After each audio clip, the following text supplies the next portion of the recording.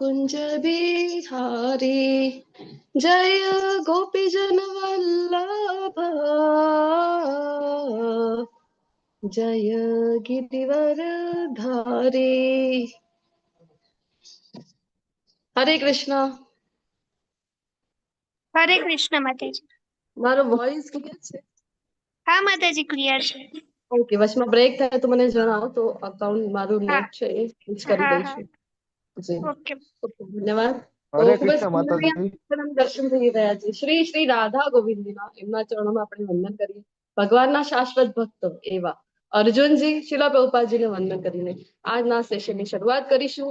મંગલાચરણની ખૂબ જ ભાવપૂર્વક પ્રાર્થના સાથે બધાને વિનંતી છે કે પોતપોતાની જગ્યાએ મ્યુટ રહીને મંગલાચરણમાં સહભાગી થાઓ, કારણ કે આ જે પ્રાર્થનાઓ છે, આપણે ભગવદ્ ગીતાનું જ્ઞાન તમે બધા ભણી ગયા છો, જે રિપીટર્સ છે એમને ખબર છે, અને ભગવદ્ ગીતામાં પણ આપણે વારંવાર જોતા હોઈએ છીએ કે આ જ્ઞાન કેવું છે, દિવ્ય જ્ઞાન છે. તો જલ્દીથી આપણે સમજી શકાય, જીવનમાં આત્મસાત કરી શકાય, એના માટે ખૂબ જરૂરી છે કે ગુરુના આપણે આશીર્વાદ લઈએ. પ્રાર્થનાઓમાં ખૂબ બળ હોય છે. તો શરૂઆત કરીએ મંગલાચરણની પ્રાર્થનાઓથી. ઓમ જ્ઞાનતિમિરાંધસ્ય જ્ઞાનાંજનશલાકયા ચક્ષુરુન્મિલિतं येन तस्मै श्री गुरुवे नमः। श्री चैतन्य मनोभीष्टं स्थापितं येन भूतले स्वयं रूप कदामयं ददाति स्वपदान्तिकं। वन्देऽहं श्रीगुरो श्रीयुतपदकमलं श्रीगुरून् वैष्णवांश्च श्रीरूपं साग्रजातं सगण रघुनाथान्वितं तं सजीवं। તો બે શ્લોકોના અર્થ જોઈ લીધા હતા. ત્રીજા શ્લોકનો આપણે અર્થ આજે જોઈએ ગુજરાતીમાં કે હું મારા આધ્યાત્મિક ગુરુના ચરણારવિંદમાં તથા સર્વ વૈષ્ણવોના ચરણોમાં સાદર પ્રણામ કરું છું. હું શ્રીલ રૂપ ગોસ્વામીને તથા તેમના જ્યેષ્ઠ ભાઈ સનાતન ગોસ્વામીને તેમજ રઘુનાથ દાસ તથા રઘુનાથ ભટ્ટ, ગોપાલ ભટ્ટ તથા શ્રી જીવ ગોસ્વામીના ચરણ કમલમાં સાદર પ્રણામ કરું છું. આ ષડ ગોસ્વામી ગણ છે જેમના નામ અત્યારે મેં લીધા છે શ્લોકમાં.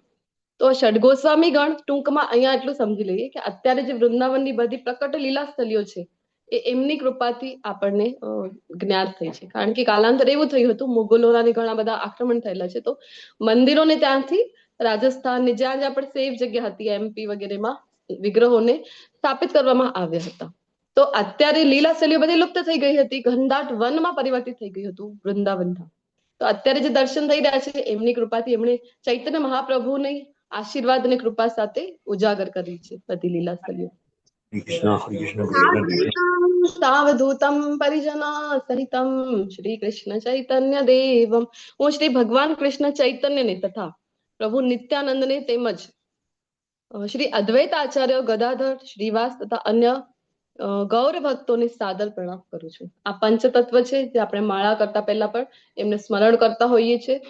તો આ ચૈતન્ય મહાપ્રભુ જયારે કૃષ્ણના અવતારમાં પોતે આવ્યા, તો ભગવાન જયારે આવે છે તો એકલા આવતા નથી, આખો રસાલો સાથે લઈને આવે છે. તો એમના આ બધા નિજ પાર્ષદો છે. શ્રી રાધા કૃષ્ણ પાદાન સગણ લલિતા શ્રી વિશાખાન્વિતાંશ હે કૃષ્ણ કરુણા સિંધો દીનબંધો જગતપતે ગોપેશ ગોપિકા કાંત રાધા કાંત નમસ્તે. તપ્ત કાંચન ગૌરાંગી શ્રી રાધે વૃંદાવનેશ્વરી વૃષભાનો સુતે દેવી પરમામી હરિપ્રિયે વાંછા કલ્પતરુભ્યશ્ચ કૃપા સિંધુભ્ય એવ ચ पतितानां पावनेभ्यो वैष्णवेभ्यो नमो नमः. अनंत कोटि वैष्णव वृंद की जय, श्रीला प्रभुपाद की जय, ग्रंथराज श्रीमद् भागवतम भगवत गीता की जय, सद्गुरुदेव की जय. जय श्री कृष्ण चैतन्य प्रभु नित्यानंद श्री अद्वैत गदाधर श्रीवासादि गौर भक्त वृंद. हरे कृष्णा कृष्णा कृष्णा हरे हरे, हरे राम राम राम हरे हरे. ઘણા લોકોને પ્રશ્ન થતો હશે કે શું કામ આમ હાથ ઊંચા કરીને હરે કૃષ્ણ મંત્રનું ઉચ્ચારણ થતું હોય છે. તો આજના જ શ્લોકમાં એક સ્લાઇડ આવવાની છે, ત્યારે આપણે એના વિશે ચર્ચા કરીશું કે શું કામ આપણે બધા વૈષ્ણવો છે એ આપણે ઇસ્કોનના જે કોઈ પણ ડિવોટીસ છે, અને આમ પણ જોવા જઈએ આપણે પણ મંદિરમાં જતા હોય તો જોતા જ હોય છે, કરતા આવ્યા છીએ એકચ્યુઅલી. હર હર મહાદેવ પણ આપણે બોલી ત્યારે હાથ ઊંચા કરતા હોય છે કે નહીં. આજે આપણે જોઈએ કે એનું કારણ શું છે, શું કામ આવું આપણે પ્રણામ કરતા હોય છે. તો બધાને હરે કૃષ્ણ. આજે 7મા અધ્યાયમાં મારી સાથે તમે બધા હરે જોડાયા છો. કૃષ્ણ માતાજી, દંડવત પ્રણામ. હરે કૃષ્ણ, દંડવત હરે પ્રણામ. કૃષ્ણ માતાજી. હરે ખૂબ ખૂબ સ્વાગત છે. શ્રી શ્રી રાધા ગોવિંદ ટેમ્પલ ઇસ્કોન ખુલ્લાઈ મંગળૂરના વતીથી જે જ્ઞાન યજ્ઞની શરૂઆત થઈ છે, હરે કૃષ્ણ. હરે કૃષ્ણ, પહોંચી ગયા છે આપણે બધા મળીને 7મા અધ્યાયમાં. તો આપણે ચર્ચા કરી હતી ગઈકાલે કે 7મા અધ્યાયથી લઈને 12મા અધ્યાય સુધીના જે મિડલ 6 અધ્યાય છે એ છે ભક્તિયોગ ઉપર. તો ભક્તિયોગને સેન્ડવિચની જેમ વચમાં સાચવીને રાખેલું છે. કોઈ પ્રિશિયસ વસ્તુ હોય આપણી પાસે, ધારો કે કોઈ જ્વેલરી એવી હોય, માતાજીને ખ્યાલ હશે તો મોતી છે, મોતી ક્યાં હોય છે? ટીપમાં પેક હોય છે, ઉપર એક કવર છે, નીચે કવર છે, અને વચમાં સાચવીને રાખેલો છે. તો એવા જ ભગવદ્ ગીતાના સારરૂપી જે અધ્યાયો છે 7મા અધ્યાયથી 12મા અધ્યાય સુધીના, જ્યાં પ્યોર ડિવોશનલ સર્વિસ. આમ જોવા જઈએ તો આપણે પહેલા અધ્યાયથી જ ભણી રહ્યા છીએ કે ભગવદ્ ગીતામાં ભગવાને બધી જગ્યાએ ભક્તિનો જ જે ઉલ્લેખ કરેલો છે. ગઈકાલે આપણે તો ભણી પણ ગયા હતા કે સર્વોચ્ચ યોગી પણ કોને કીધું છે? ભગવાને. પરંતુ અહીંયા પ્યોર ડિવોશનલ સર્વિસીસની વાત થઈ રહી છે આ ચેપ્ટર્સમાં.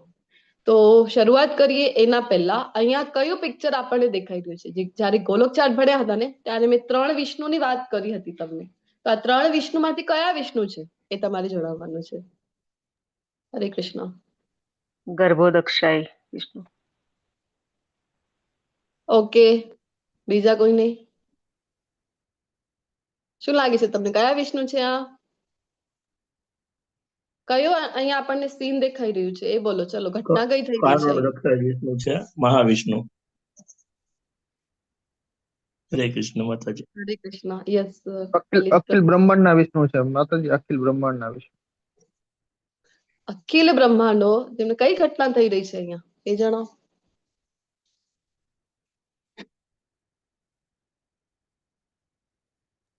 ક્ષીરોદક્ષાય વિષ્ણુ છે.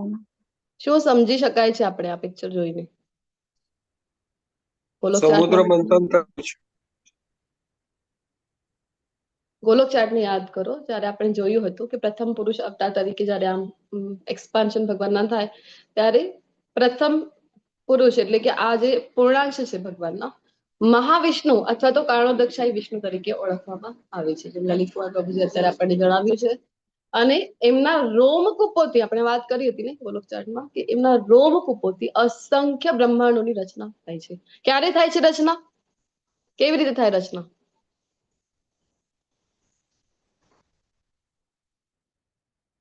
આપણે જોયું તો Manifestation. ઉચ્છવાસ. શ્વાસ જ્યારે ઉચ્છ્વાસ કરે છે, બરાબર, ત્યારે અસંખ્ય બ્રહ્માંડોની રચના થાય છે એમના અસંખ્ય રોમકૂપોથી. અને આ બબલ જેવા જે કંઈ પણ દેખાઈ રહ્યા છે આ બધા જ બ્રહ્માંડ છે. એમાંથી આપણે એક બ્રહ્માંડ જેમાં આપણે રહીએ છીએ એની રચના આપણે જોઈ હતી ગોલોક ચાર્ટમાં. તો અખંડ બ્રહ્માંડના સ્વામી છે કૃષ્ણ વિશે. શું કામ આપણે જયારે ઇસ્કોનમાં આવીએ ને તો એક આપણને આપવામાં આવે છે કે કેવી રીતે આ જ્ઞાનની પ્રાપ્તિ કેવી રીતે કરવી જોઈએ. ભગવત પ્રાપ્તિ માટે આપણે નીકળ્યા છીએ, ભક્તિ માર્ગ પર નીકળ્યા છીએ, તો જ્ઞાન હોવું ખૂબ જ જરૂરી છે. જ્ઞાન યોગના અધ્યાયમાં પણ આપણે જોઈશું. કારણ કે ભક્તિમાં જો દીર્ઘકાળ સુધી ટકી રહેવું હોય તો આ જ્ઞાન લેવાની પણ એક પ્રથા હોય છે. ગુરુ શિષ્ય પરંપરાથી લઈ તો આપણને જણાવવામાં આવે છે કે સૌ પ્રથમ તમારે ભગવદ્ ગીતાનું નોલેજ લેવું જોઈએ. બેસિક જ્ઞાન છે. અહીંયા ભગવાન કહે છે ને કે મને તત્વત જાણ, ભગવદ્ ગીતામાં કીધું છે, 4થા અધ્યાયમાં આપણે ભણી ગયા છે. એવમ યો વેત્તિ તત્વત, કે મને જે તત્વતા જાણે છે. તો તત્વતા જાણવા માટે ખૂબ જરૂરી છે કે ભગવદ્ ગીતા દ્વારા ભગવાનને જાણીએ, સમજીએ. પછી નેક્સ્ટ લેવલ આવે છે, એ છે શ્રીમદ ભાગવતમ. જયારે ભગવાનને જાણી લીધું ને તો પછી કેવું છે કે આપણે ભક્તિમાં દૃઢ થઈ શકાય છે. નહીં તો ઘણા લોકોને જોતા હોય ને કે સહજિયા બની જાય, તો એવું નહીં. ભગવત તત્વ શું છે એ ખબર હોવું જોઈએ આપણને. કૃષ્ણ કોણ છે એ ખબર હોવું જોઈએ. તો પછી આજના અધ્યાયની પણ શરૂઆત એટલા માટે જ થઈ રહી છે કે પોતાના વિશેનું જ્ઞાન છે ભગવાન અહીંયા આપી રહ્યા છે. એટલે જ આ અધ્યાયનું નામ પણ છે પરમેશ્વરનું જ્ઞાન, અધ્યાય 7મો. તો શું કામ આ અધ્યાયની શરૂઆત થઈ રહી છે એના પાછળની લેવલ આપણે વાત કરી રહ્યા હતા. તો ભક્તિમાં દૃઢ થવું હોય તો શ્રીમદ ભાગવતમ નેક્સ્ટ લેવલ જે આવે છે. શ્રીમદ ભાગવતમમાં સ્ટાર્ટિંગ થી ફર્સ્ટ સ્કંદ થી જયારે વાંચીએ ધીરે ધીરે ભગવાનની જે લીલાઓ છે એ દશમ સ્કંદમાં આવે છે. તો ત્યાં સુધી ભક્તિમાં દૃઢ થઈ જવાય છે અને પછી આપણે અધિકારી બનીએ છીએ કે ભગવાનની લીલાઓ સાંભળવા માટે. આજકાલની ભાગવત કથામાં આપણે જોતા હોય છે કે ડાયરેક્ટ ભગવાનની લીલાઓનું જ વર્ણન થતું હોય છે, પરંતુ એના માટે આપણે અધિકારી છે ખરા?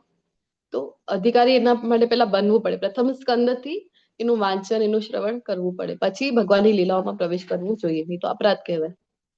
પછી લેવલ આવે છે ચૈતન્ય ચરિતામૃત. એ પીએચડી લેવલનું ગણાય છે. આ ભગવદ્ ગીતા છે ગ્રેજ્યુએશન લેવલ, પછી પોસ્ટ ગ્રેજ્યુએશન લેવલનું છે ભાગવતમ, અને પીએચડી લેવલનું છે. Hare Krishna, just a moment.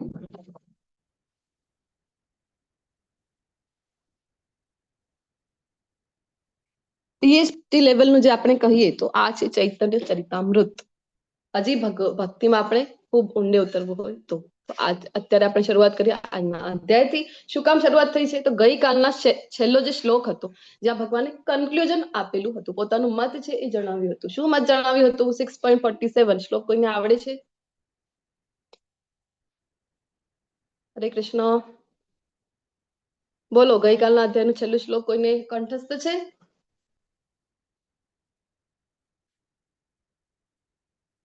હરે કૃષ્ણ, કયું હતું?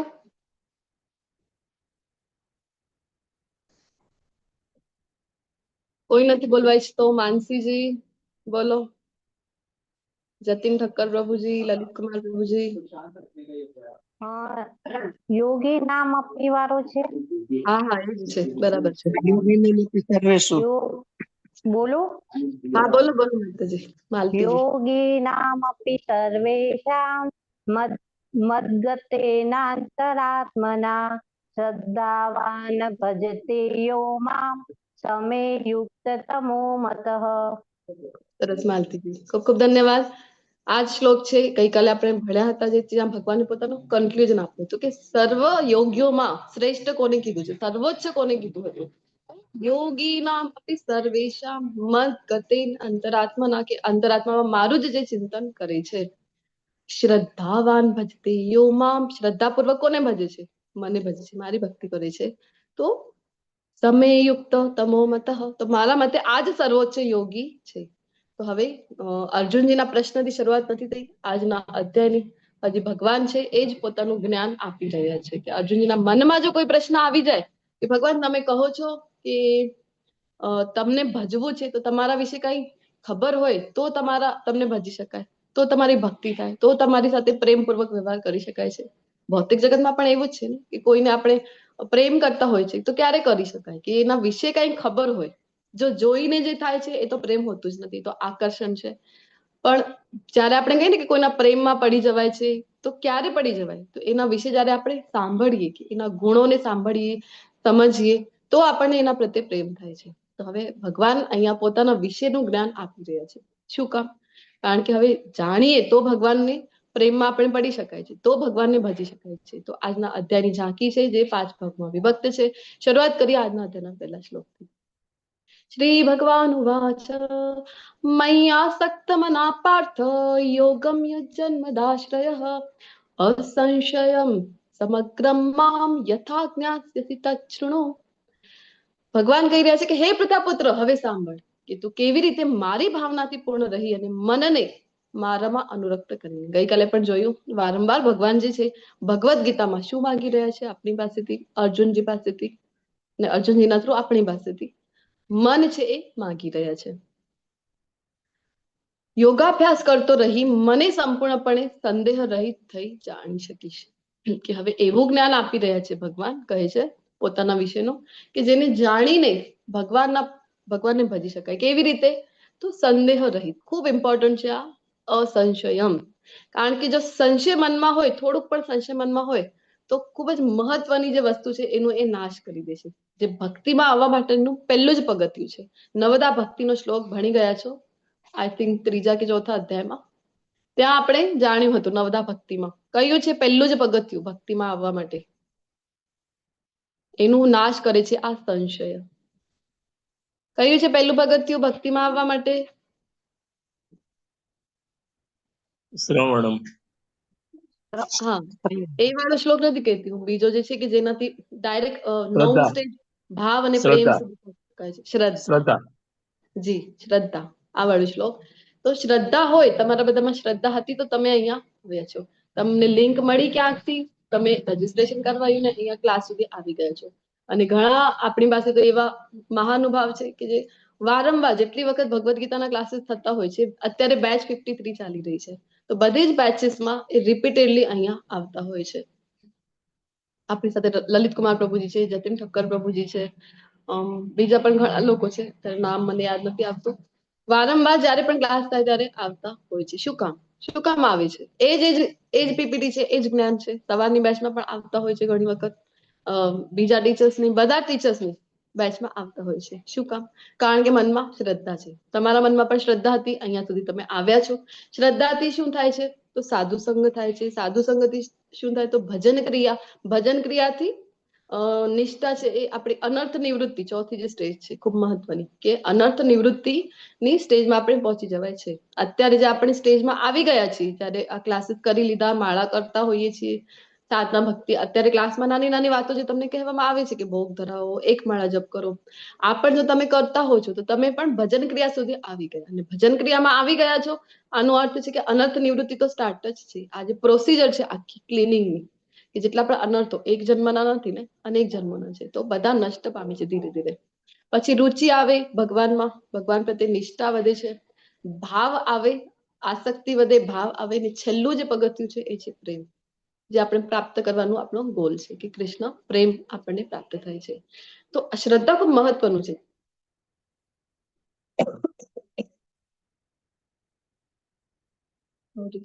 તો શ્રદ્ધા જો નષ્ટ થઈ જાય, સંશય છે એ શ્રદ્ધાને નષ્ટ કરે છે.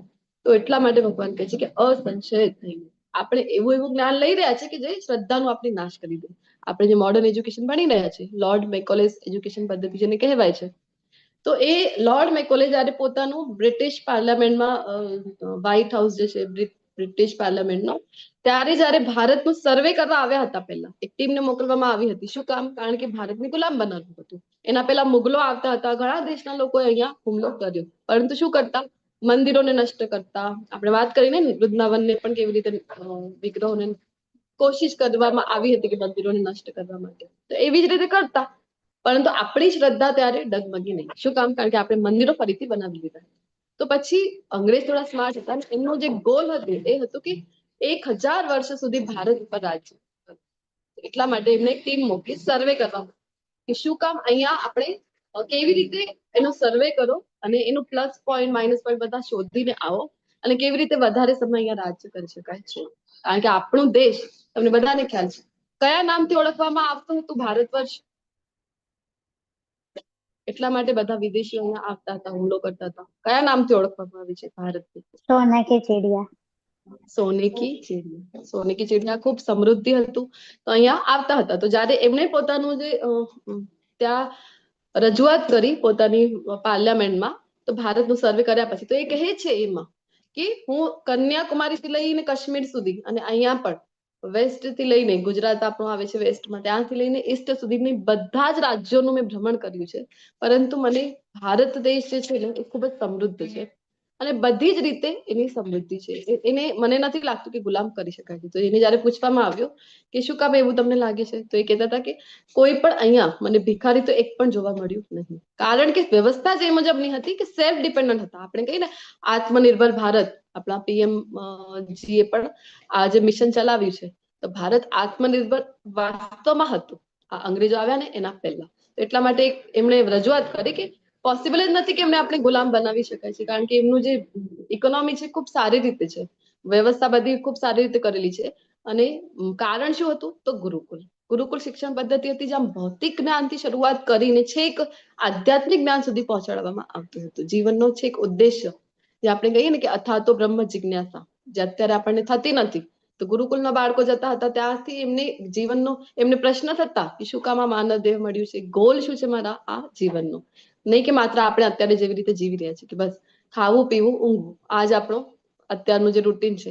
હજી સારી ને સારી રીતે કેવી રીતે આપણી લાઈફસ્ટાઈલને બનાવી શકાય, સારા ને સારા ભોગો કેવી રીતે ભોગવી શકાય, આ જ ગોલ છે લાઈફનો અત્યારે તો. પરંતુ એ સમય હાયર ગોલ હતું. આપણે સાંભળતા હોય છે ને કે સિમ્પલ લિવિંગ, હાઈ થિંકિંગ. અત્યારે આખું જ ઉલટું થઈ ગયું છે. લિવિંગ કેવું? હાઈ ફાઈ, અને થિંકિંગ કેવી? નિમ્ન સ્તરની થિંકિંગ છે એ થઈ ગઈ છે લોકોને, આપણને જોવા મળે છે આજુબાજુ. તો ત્યારે એમને પૂછવામાં આવ્યું, તો પછી આની ખબર તો પડી ગઈ કે કારણ છે ગુરુકુલ. તો હવે કેવી રીતે આપણે એને ઓવરકમ કરી શકાય, કેવી રીતે આપણે આપણી સત્તા ત્યાં સ્થાપિત કરી શકાય? તો ત્યારે મેકોલે સજેશન આપેલું કે એક જ રસ્તો છે, આ ગુરુકુલ જે પ્રણાલી છે એને તમે નષ્ટ કરી દો અને પછી જ પોસિબલ આપણી નવી એજ્યુકેશન પદ્ધતિ આપણે લઈ આવીશું. તો લઈ આવ્યા એને નષ્ટ કરવામાં આવી.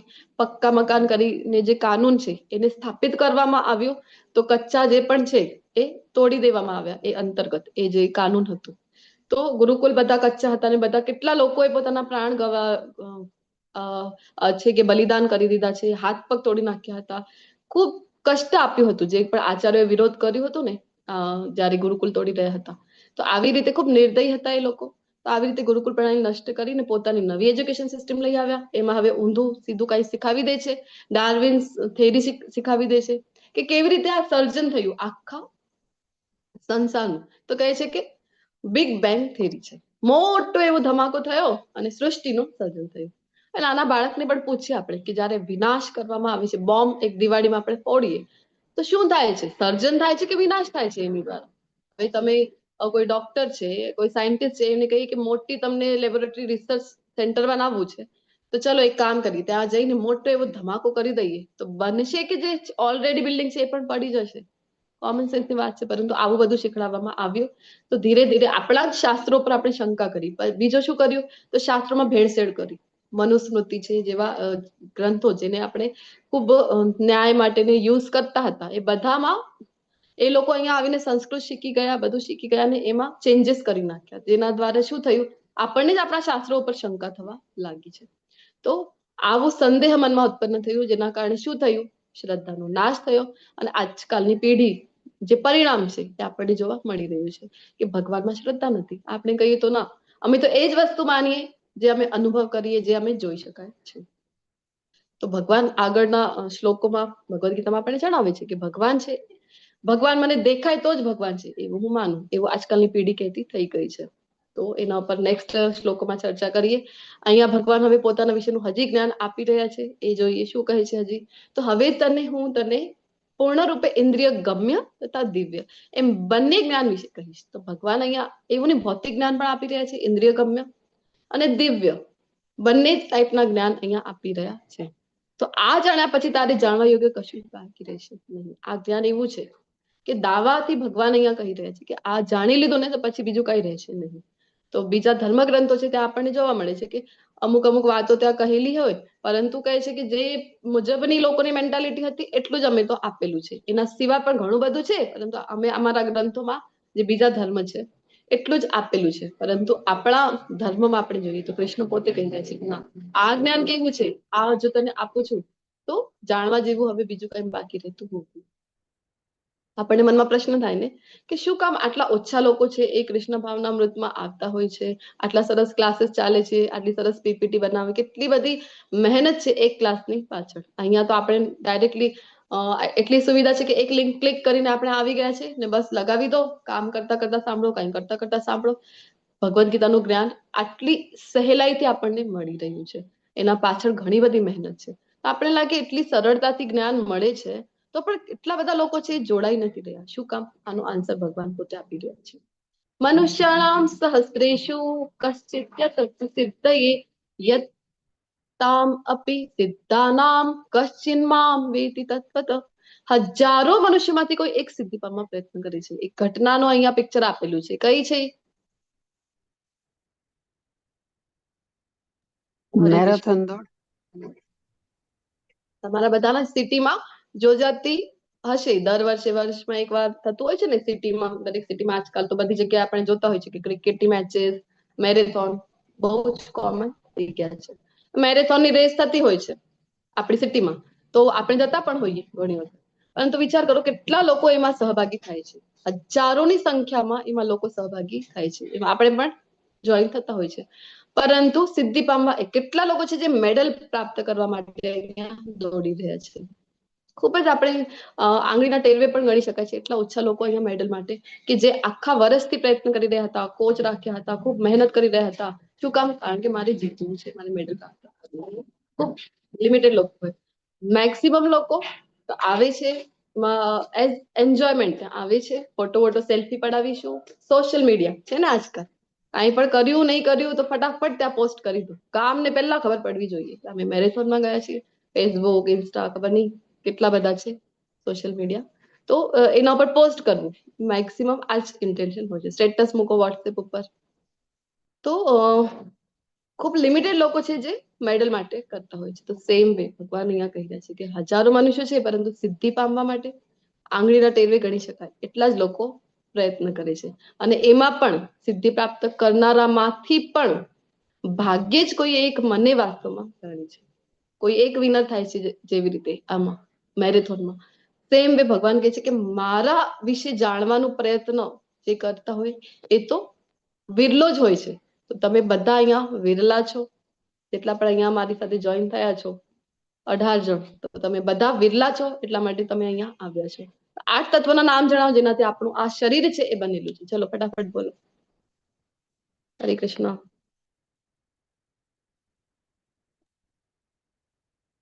કયા બોલો કયા માતાજી. તત્વોથી શરીર બનેલું છે? હરે કૃષ્ણ. હા જી પ્રભુજી. પૃથ્વી, અગ્નિ, જળ, વાયુ, આકાશ, મન, બુદ્ધિ ને અહંકાર. હા, તો 5 તો મહાભૂત. આપણી અંદર 5 મહાભૂત છે પ્રભુજી જણાવ્યું તેમ. પૃથ્વી, આકાશ, જળ, અગ્નિ અને વાયુ. અને 3 એનાથી આપણું આ સ્થૂળ શરીર બનેલું છે. અને 3 જે છે એનાથી આપણું સૂક્ષ્મ શરીર બનેલું છે. મન, બુદ્ધિ ને. ખૂબ ખૂબ ધન્યવાદ લલિત કુમાર પ્રભુજી. તો અહીંયા ભગવાન કહે છે કે આ બધી છે ને મારી જ શક્તિ છે.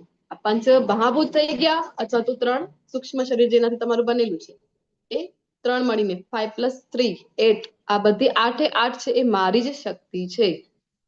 તો વિચાર કરો, આપણને આવું થાય કે ના જે કંઈ પણ સર્જન છે ને સાયન્ટિસ્ટ લોકોને થાય કે આ તો અમે કર્યું છે, મેં આ બનાવ્યું છે.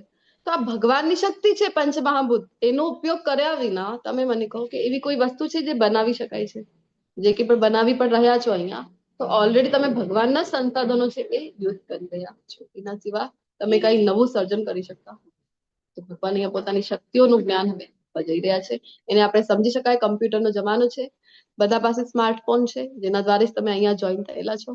સોફ્ટવેર અને હાર્ડવેર. હાર્ડવેર શરીર, પંચ મહાભૂત. સોફ્ટવેર આપણું જે મન, બુદ્ધિ અને અહંકાર. તો જ્યારે ફોન આપણે નવો લેતા હોય છે, તો ફોન નવો જ્યારે લઈએ તો ફોન તો બદલી દીધું, હાર્ડવેર બદલી દીધું, પરંતુ સોફ્ટવેર તે અપડેટ કરે છે, જેના દ્વારા આપણે પહેલાના બધા કોન્ટેક્ટ આપણને મળી રહે. પછી વોટ્સએપ ગ્રુપમાં પણ જે ગ્રુપમાં હતા એ પણ ફરીથી ત્યાં મળી રહે. પહેલાની ચેટ પણ મળી રહે છે. થાય છે ને એવું?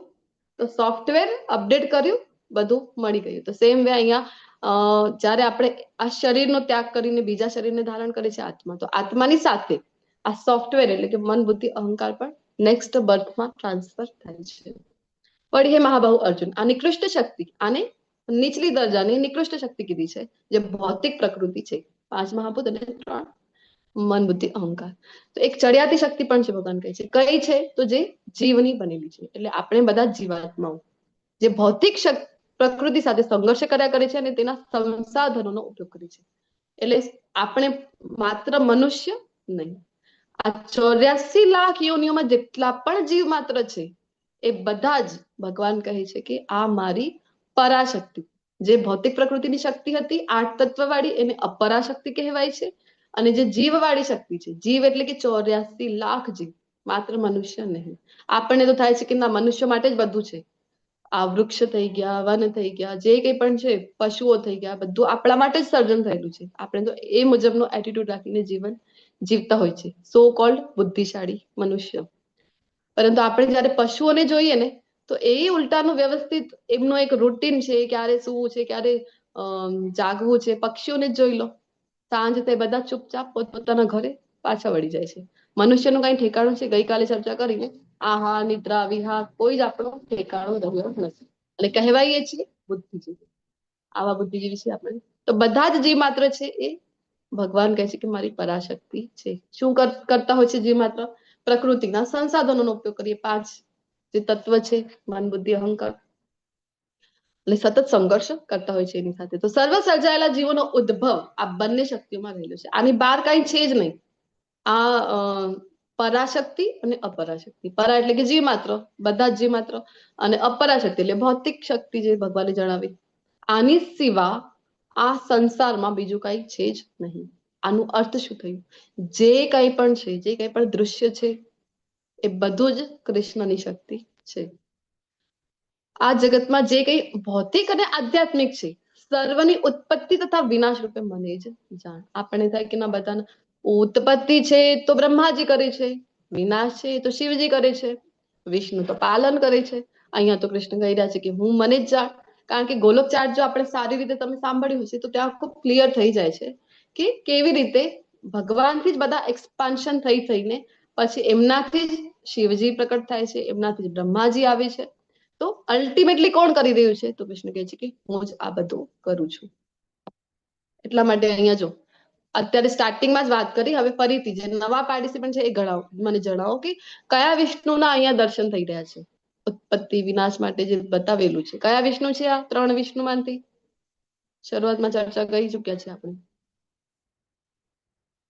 નામ જણાવો વિષ્ણુનું, નવા પાર્ટિસિપન્ટ બોલો, નહીં તો હું તમને તમારા નામ સાથે બોલાવું. માલતીજી, મંજુલાજી, મેઘાજી, ઉર્મિશજી, વિનંતીજી,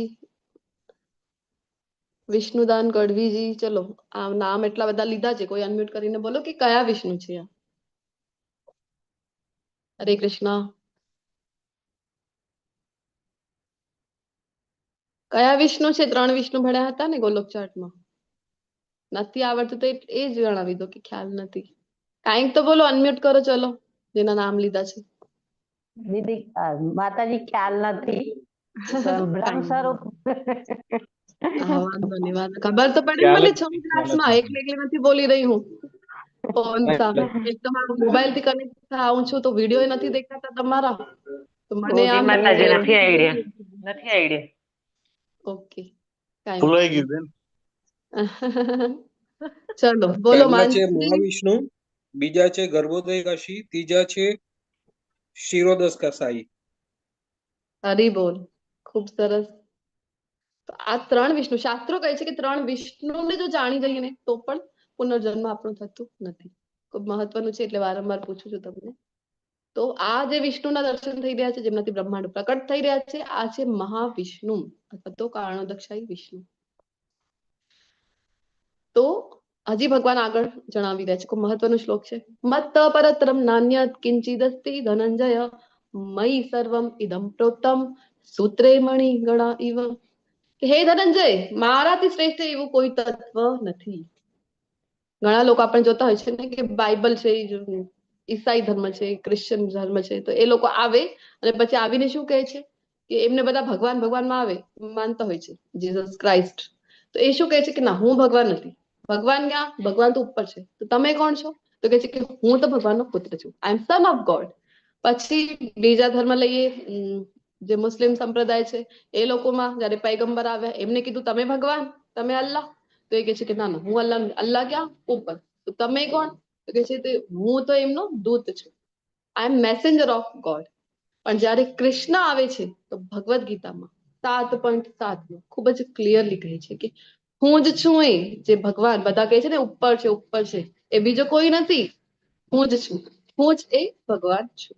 તો આપણને ખૂબ ક્લિયર થઈ જવું જોઈએ. આજની પેઢી આપણે જોતા હોય છે કે ખૂબ જલ્દીથી અટ્રેક્ટ થાય છે કે બીજા ક્રિસમસ આવી ગઈ, થઈ ગયા, જે ઈસાઈ ધર્મ છે એના પ્રત્યે અટ્રેક્ટ થઈ ગયા, અથવા તો બીજા લોકોને જોતા હોય કે પોતાના ધર્મનું કેટલું સારી રીતે કરી રહ્યા છે, તો એમાં ધર્મ પરિવર્તન ખૂબ મોટી સમસ્યા આજકાલ આપણે જોતા હોય છે કે થઈ રહી છે. હિન્દુઓમાં જ આ જોવા મળે છે, બીજા સમાજમાં જોવા મળતી નથી. કારણ શું કારણ છે? તો એ જ આપણે જોયું ને 4થા અધ્યાયમાં જયારે ભગવાન કહે છે કે પરંપરા નષ્ટ થઈ ગઈ, આપણે આપણા બાળકોને જ્ઞાન આપતા નથી. એ લોકોને જોઈએ, આપણે તો નાના હોય ત્યારથી જ એમના મદરસા હોય કે ચર્ચ હોય, ત્યાં ભલે ને સન્ડે તો સન્ડે ત્યાં એક વીકમાં એક ડે તો મોકલતા હોય છે, એમના ધર્મ વિશે એમને જાણ હોય છે, બાળપણથી એમના ધર્મની પ્રેક્ટિસ કરે છે. પરંતુ હિન્દુઓનો કેવું તાલ છે? સમય ક્યાં છે? આ બધું કરવા સમય નથી. બાકી બીજું કાંઈ પણ કહી દો તમે, બધું કરવા સમય છે. પરંતુ જો આપણે કહીએ ભગવદ ગીતાનું જ્ઞાન બાળકોને આપીએ, અથવા તો શાસ્ત્રો વાંચે આપણા બાળકો, અથવા તો કાંઈક નાની નાની સેવાઓ કરે, એના માટે ક્યાં ટાઈમ છે? આ તો એવું થઈ જાય છે કે ના, તો વેસ્ટ ઓફ ટાઈમ થઈ ગયું એવું કઈ શીખડાવી દો ને આ ઉંમર છે એવું કહે છે. બીજા ધર્મમાં આપણે જોઈએ ને કે બાળપણથી જ કરી રહ્યા છે, પરંતુ આ જ્ઞાન નથી એટલા માટે આવું થાય છે. ભગવદ્ ગીતામાં ભગવાન ખૂબ જ ક્લિયરલી કહી રહ્યા છે કે મત પરતરમ નાન્યત કિંચિદસ્તિ ધનંજય, કે મારાથી શ્રેષ્ઠ તો કોઈ બીજું તત્વ છે જ નહીં. આ ઘણી વખત ઘણા લોકોને થાય કે કૃષ્ણ આવું કેમ બોલે છે કે હું જ ભગવાન ભગવદ્ ગીતામાં આવીને. તો જે બોસ હોય એને કહેવું પડે ને. તમે કોઈ કંપનીમાં ગયા છો તો તમે જાઓ અને પૂછો, કોઈ પણ એમ્પ્લોઈઝ છે એમને જઈને ગેટ થી શરૂઆત કરો, ગાર્ડ છે ત્યાં એમને પૂછો તમે બોસ છો, તમે સીઈઓ છો આ કંપનીના? તો એ નથી તો કહે છે કે ના ના હું નથી, અંદર છે બોસ. તો અંદર ગયા, અંદર એમ્પ્લોઈઝ ને પૂછ્યું તમે બોસ છો, તો એ કહે છે કે ના ના હું નથી, બોસ તો કેબિનમાં છે. પછી કેબિનમાં ગયા, કેબિનમાં પૂછ્યું કે તમે બોસ છો, તો એ કહે છે કે ના ના હું તો મેનેજર છું. પછી કોઈને પૂછ્યું તમે બોસ છો, તો એ કહે છે ને કે હા હું બોસ છું, જે હશે એ તો કહેશે. તો કૃષ્ણ અહીંયા છે, ત્રિલોકના અધિપતિ છે, સ્વામી છે, ભગવાન છે પોતે. એટલે કૃષ્ણ કહી રહ્યા છે કે હા એ હું જ છું. બીજો કે રામ અવતારમાં આવ્યા ત્યારે કોઈ ભગવત તત્વનું વધારે પ્રદર્શન કરેલું નથી, પરંતુ અત્યારે જયારે કૃષ્ણ અવતારમાં છે તો ખબર હતી કે હવે કલયુગની શરૂઆત થવા જઈ રહી છે. તો હવે જેને જો એ ભગવાન બનીને બેસી જશે અથવા તો પોતાના ગુરુને જ ભગવાન બનાવી દેશે ને ભગવાનને જ સાઇડલાઇટ કરી દેશે. એટલા માટે ભગવાન પોતાના જન્મના પહેલેથી જ ભગવત તત્વનું કહેવાય ને આપણે કે પ્રદર્શન કરી છે. ચતુર્ભુજ સ્વરૂપમાં ચોથા અધ્યાયમાં ભણી ગયા છો. જેલમાં જયારે આવ્યા હતા તો દેવકીજી વસુદેવજીને ચતુર્ભુજ સ્વરૂપમાં દર્શન આપ્યા હતા. પછી નાનકડા છે 6 દિવસના ને પૂતનાને સંહાર કરે છે. કેટલા બધા અસુરો મોકલતો જાય છે, વૃત્રાસુર, અઘાસુર છે, બકાસુર છે, ધેનુકાસુર છે, કંસ મોકલતો જાય છે, પરંતુ ભગવાન એને વિધાઉટ કોઈ શસ્ત્ર માત્ર મુષ્ટિ પ્રહાર સાથે જ એનું સંહાર કરી દે છે. કારણ કે ભગવત તત્વ વારંવાર પ્રદર્શિત કર્યું કે આપણા જેવાને કોઈ જ ડાઉટ મનમાં રહે નહીં. તો પણ આપણે તો મનમાં શંકા શું કામ? કારણ કે આવ્યા નથી ગુરુ શિષ્ય પરંપરાની શરણે નથી આવ્યા, ભગવદ્ ગીતાની શરણે નથી આવ્યા. તો અહીંયા ભગવાન કહે છે કે જેવી રીતે મોતી દોરામાં ગૂંથાયેલો રહે છે તેવી રીતે સર્વ કાંઈ મારા આધારે રહ્યું છે. તો માળા જે કોઈ પહેરીને ખ્યાલ હોય, આપણે બધા વૈષ્ણવો તુલસીજીની માળા આપણે પહેરતા હોય છે, તો બધાને ખ્યાલ છે કે જે બેઝ છે એનું એ દેખાતું નથી, પરંતુ બેઝ છે ત્યારે જ માળાનો કોઈ શેપ છે ને પર્ટિક્યુલર. તમે અલગ અલગ મોતી છો એ ક્યારે પહેરી શકશો? દોરા વગર પહેરી શકશો નહીં. તો દોરામાં છે એટલે દોરું દેખાતું નથી. કૃષ્ણ કહે છે કે આ બધું મારા જ આધારે ટકેલું છે એટલે તમને દેખાતું નથી. હજી અર્જુનજીને પ્રશ્ન જો મનમાં હોય, ભગવાન તો અંતર્યામી છે, જાણી જાય છે ને, અર્જુનજીને મનમાં હોય કે ન હોય, પણ આપણા જેવા લોકોના મનની શંકાઓનું સમાધાન કરવા માટે અહીંયા પોતાના વિશે જ્ઞાન ભગવાન અહીંયા આપ્યું. રસો અહમપ્સુ કૌંતેય પ્રભાસ્મિ શશી સૂર્યયો. હે કુંતી પુત્ર અર્જુન, હું પાણીમાં સ્વાદ છું. ઘણા લોકોને ત્યાં પાણીમાં કયો સ્વાદ છે? પાણીમાં તો કોઈ સ્વાદ હોતું જ નથી. તો જે કોઈ પણ નિર્જલા એકાદશી કરતા હોય ને એમને ખ્યાલ હશે. ગઈકાલે એકાદશી હતી અને દ્વાદશી એટલે આજે જે વરા દ્વાદશી હતી એનું પણ ગઈકાલે ઉપવાસ કરવાનું હતું. તો 12 વાગ્યા સુધી ઘણા મંદિરોમાં આ હતું આવેલું મેસેજ. મારાથી પણ સ્કીપ થઈ ગયું હતું કે 12 વાગ્યા સુધીમાં નિર્જલા કરવાનું હતું. તો જે કરે છે ને એને ખબર છે. હવે આપણે લાગે 12 વાગ્યા સુધી કઈ મોટી વાત છે, શું કામ? કારણ આપણે તો 9 ને 10 વાગે ઉઠીએ, 12 વાગ્યા સુધી તો છે. પણ વૈષ્ણવોનો ટાઈમિંગ તમને જો ખબર નહીં હોય તો જણાવી દો. 3:30, 4, 4:30 સુધીમાં ઉઠી જ જાય બધા વૈષ્ણવો. ત્યારથી લઈને 12 વાગ્યા સુધી આ વ્રત કરવાનું હોય તો ખબર પડે છે કેટલી સરસ. અને નિર્જલા એકાદશી ક્યારે આવે છે? કયા મહિનામાં આવે છે? બોલો. હરે કૃષ્ણ. જેઠ મહિનામાં. જેઠ મહિનામાં ભીમ એકાદશી. મહિનો કયો હોય છે? જ્યેષ્ઠ નો મહિનો હોય છે. વિચાર કરો, વધારે ગરમી એ સમયમાં હોય છે, ત્યારે નિર્જલા કરતા હોય આપણે તો ખબર પડે. દિવસ તો નીકળતું જ નથી અને બીજા દિવસે જયારે પાણાનો સમય થાય તો એમ થાય કે ક્યારે ભોગ ભગવાનને ધરાવીને એ જલ આપણે લઈએ ત્યારે ખબર પડે છે કે પાણીનો સ્વાદ વાસ્તવમાં છે શું. તો ભગવાન એટલા માટે કહી રહ્યા છે અહીંયા કે અને પહેલા તમે જોવો ને, અત્યારે પણ ઘણા લોકો આપણને જોવા મળતા હોય છે કે કાંઈ પણ ખાતા પીતા હોય ને તો એની પહેલા ભગવાનનું નામ બોલાવડાવે. ધારો કે જય શ્રી કૃષ્ણ પોતે બોલે ને સામે વાળો જયારે રિપ્લાય આપે તો જ કઈ મોઢામાં નાખતા હોય છે. એવું કરતા હોય છે ને, શું કામ? કારણ કે હવે આટલું જ્ઞાન પણ ભગવાન શું કામ કહે છે કે પાણીમાં હું સ્વાદ છું? કારણ કે જયારે જયારે તમે જલનું સેવન કરો ને ત્યારે તમને કૃષ્ણ છે એ યાદ આવવા જોઈએ. તો આપણી એવી પ્રથાઓ હતી, જેમ હું કહું છું કે ભગવાનનું નામ લઈને જ કંઈ પણ લેતા હતા. હું પણ નાની હતી તો અમારા બાજુમાં એક રહેતા હતા કાકુ, ને તો ઓમ કૃષ્ણાય અર્પણ એવું કહીને જ ખાવાનું અથવા પીવાનું. તો ત્યારથી મારી હેબિટ બની ગઈ હતી. કાંઈ પણ આપણે પાણી પણ પીએ તો કૃષ્ણનું સ્મરણ થાય. તો શું કામ હતું? કારણ કે પહેલાના લોકો હતા એ વધારે ઇન્ટેલિજન્ટ હતા. ભગવાન ભગવદ્ ગીતાના કહ્યા મુજબનું જીવન એ ઓલરેડી જીવતા હતા. અત્યારે આપણને નથી જીવતા. શું કામ? કારણ કે છે જ નહીં આપણને જ્ઞાન. ક્યારે વાંચી જ નથી ભગવદ્ ગીતા, ક્યારે સાંભળી જ નથી, ક્યારે શરણે જ નથી ગયા. તો જરૂરી છે જ્ઞાન લેવું. અને ભગવદ્ ગીતામાં જેમ ભગવાન કહે છે, પાણી જ્યારે જ્યારે પીવું તો કોણ યાદ આવે? કૃષ્ણ યાદ આવે. સૂર્ય તથા ચંદ્રનો પ્રકાશ છે. સૂર્ય અને ચંદ્રને જ્યારે જોઈએ તો કોણ યાદ આવે આપણને? કૃષ્ણ યાદ આવવા જોઈએ. પ્રણવ સર્વ વેદેશુ. ઘણા લોકોને થાય કે વેદોમાં ક્યાં વર્ણન છે કૃષ્ણ વિશે? તો વેદોમાં અલગ અલગ કાંડ આપેલા છે. ઉપાસના કાંડ છે, કર્મકાંડ છે. ઉપાસના કાંડ સૌથી છેલ્લે આવે છે. તો કર્મકાંડ અને હજી કયું હોય છે? અને પછી છેલ્લે આવે છે ઉપાસના કાંડ.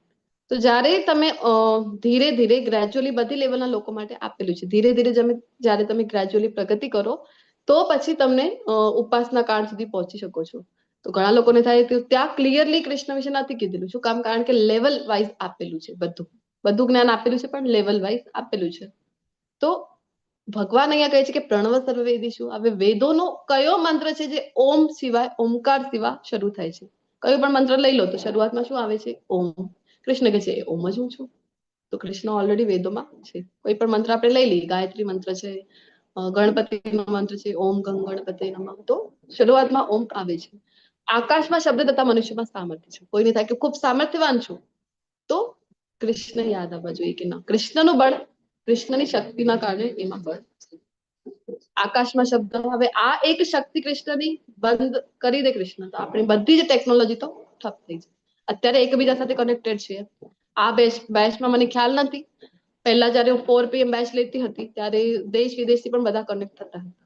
કોઈ દુબઈથી થાય છે, કોઈ US થી થાય છે કનેક્ટ. તો જ્યારે દેશ વિદેશથી કનેક્ટ થઈ રહ્યા છો એ જ સમય બધી દેશોમાં અલગ અલગ સમય ચાલે છે, પરંતુ એક સમય આપણે બધા અહીંયા કનેક્ટેડ છે મોબાઈલથી, ઝૂમ એપથી. તો શું કામ? કારણ કે ભગવાનની જે શક્તિ છે આકાશમાં શબ્દો, એના કારણે. હું મહારાષ્ટ્રમાં છું, તમારામાંથી ઘણા લોકો ગુજરાતમાં છો, તો પણ આપણે એકબીજા સાથે એક જ સમયમાં એકબીજાને જોઈ પણ રહ્યા છે, એકબીજાને સાંભળી પણ રહ્યા છે. તો ભગવાનની આ શક્તિ છે જે આકાશમાં શબ્દો.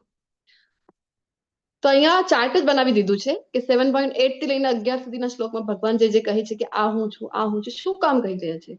જ્યારે જ્યારે આપણે એ જોઈએ ને તો આપણને કૃષ્ણ છે એ યાદ આવે. કારણ કે શ્રદ્ધાવાન ભજતે યો મામ, એટલે કે કૃષ્ણને. મામ એટલે કૃષ્ણ કહે છે મને ભજે છે. તો આ શ્રદ્ધા, આટલી શ્રદ્ધા આવશે કેમ? ત્યારે જાણશો કૃષ્ણ વિશે. એટલા માટે આટલું એક્સપ્લેન કરી રહ્યા છે. આ ડિટેલમાં આપણે લેવલ 2 માં ચર્ચા કરતા હોય છે. પાણીમાં સ્વાદ ચર્ચા કરી ગયા છે. ચંદ્ર સૂર્યનો પ્રકાશ છે, વેદોમાં ઓમકાર છે, આકાશમાં શબ્દ છે, મનુષ્યમાં ક્ષમતા છે, પૃથ્વીમાં સુગંધ.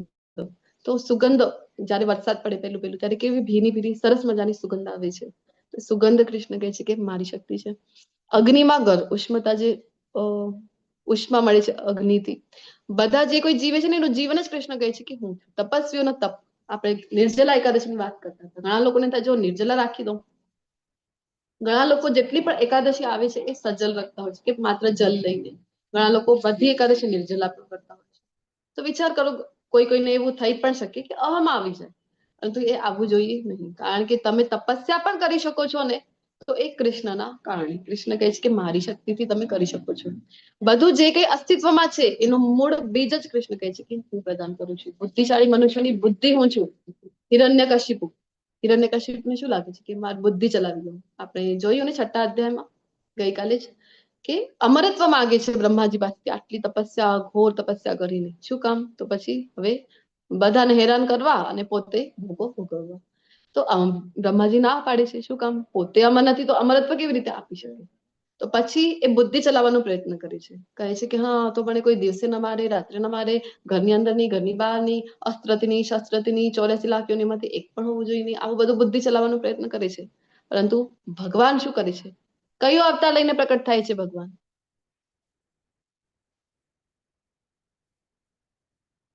હરે નૃસિંહ કૃષ્ણ. અવતાર. નરસિંહ અવતાર. નરસિંહ મહાવીર કી જય. જય. નરસિંહ અવતાર લઈને ભગવાન પ્રકટ થાય છે. દિવસેની રાત્રેની સંધ્યાકાળ છે, ઘરની અંદરની બહારની ઉંબરો છે, કોઈ અસ્ત્રથી શસ્ત્રથી નહીં તો પોતાના નાખૂનો વડે છે ભગવાન એનું સંહાર કરે છે. અને 84 લાખ યોનિઓમાંથી એક પણ હોવું જોઈએ નહીં. તો નર હરિનું રૂપ લઈને આવી રહ્યા છે અહીંયા. તો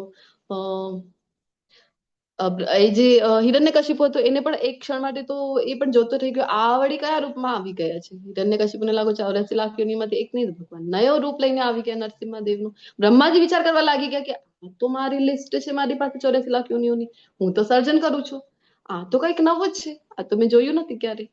તો આવી રીતે ભગવાન પ્રકટ થાય. 12 મહિનામાંથી એક પણ મહિનો નહીં તો કયો મહિનો હોય છે? પુરુષોત્તમ માસ. પુરુષોત્તમ. પુરુષોત્તમ માસ ધન્ય છે જ્યાં નરસિંહ મહાદેવ પ્રકટ થયા. તો આવી રીતે ભગવાન સામે કહેવાનો અર્થ છે કે બુદ્ધિ આપણે ચલાવી શકાય નહીં, બુદ્ધિ જ ભગવાન આપે છે. 10મા અધ્યાયમાં ભગવાન કહે છે ને, દદામી બુદ્ધિ યોગમ. બુદ્ધિ યોગ આપણને પ્રાપ્ત થાય છે કોની કૃપાથી પ્રાપ્ત થાય છે? કૃષ્ણ. બધા શક્તિશાળી પુરુષોમાં પરાક્રમ હું છું, અને જે કઈ મજબૂત છે એની તાકાત અને ધાર્મિક સિદ્ધાંતોની જે વિરુદ્ધ નથી, જે વ્યભિચારમાં ન આવે એવું જાતીય જીવન પણ કૃષ્ણ કહે છે કે હું છું. તો આપણને પ્રશ્ન થાય ને, કેટલાક લોકો છે ભગવાન કૃષ્ણ વિશે કેમ નથી જાણતા? આટલું બધું જ્ઞાન અવેલેબલ છે આટલી સરળતાથી, તો બધા જાણી જવા જોઈએ ને કૃષ્ણ વિશે. તો બધાને તો ખબર પડી જવી જોઈએ. ભગવદ ગીતામાં આટલું ક્લિયર ભગવાન કહે છે કે મત સર્વતરમ નાન્ય. અત્યારે જે શ્લોક ભણ્યા, કિંચિદ અસ્તિ ધનંજય, મારાથી શ્રેષ્ઠ કોઈ તત્વ નથી, બધા જ એનું સમર્થન કરે છે. બ્રહ્માજી કહે છે ગોવિંદમ આદિ પુરુષમ તમહમ ભજામી, ઈશ્વર પરમ સત પરમ કૃષ્ણ સચ્ચિદાનંદ વિગ્રહ. બ્રહ્માજીને ખબર છે, શિવજીને ખબર છે. શિવજી પાર્વતીજીને જયારે કહે છે તો એ પણ કહે છે કે કૃષ્ણ જે છે એ જ મૂળ તત્વ છે, કૃષ્ણ જ પૂર્ણ પુરુષોત્તમ પરમેશ્વર છે. ઇન્દ્ર માને છે, બધા જ માને છે, પરંતુ આપણે માનતા નથી. આપણને જ માત્ર ડાઉટ છે. એ બધા જે મહાજનો છે ભગવાનના, એ બધાને ખ્યાલ છે. ગણપતિજી જયારે લખી રહ્યા છે ભગવદ ગીતા, મહાભારતનું લખવા માટે ગણપતિજીને જયારે વ્યાસજીએ બોલાવ્યા છે, લખી રહ્યા છે, તો આ શ્લોક જયારે આવ્યો ત્યારે ગણપતિજીને કોઈ આપત્તિ થઈ કે મારા પિતાનું નામ કેમ નથી? કૃષ્ણને જ કેમ કહો છો તમે મત્વ પરતરમ નાન્ય? ગણપતિએ પ્રશ્ન કરેલું નથી, એ પણ લખી રહ્યા છે. તો બધા સમર્થન આપી રહ્યા છે, પરંતુ આપણને તો પણ ક્લિયર થતું નથી કે કૃષ્ણ જ ભગવાન છે. આપણે તો આપણી શ્રદ્ધા ખૂબ અલગ અલગ જગ્યા ઉપર ડિવાઇડેડ થયેલી છે. લેવલ 1 નો ક્લાસ છે એટલે વધારે આપણે ચર્ચા કરીશું નહીં, પરંતુ શું કામ થાય છે આવું? ચલો, પ્રશ્ન છે તમારી માટે, કેમ કૃષ્ણ વિશે નથી જાણી શકતા?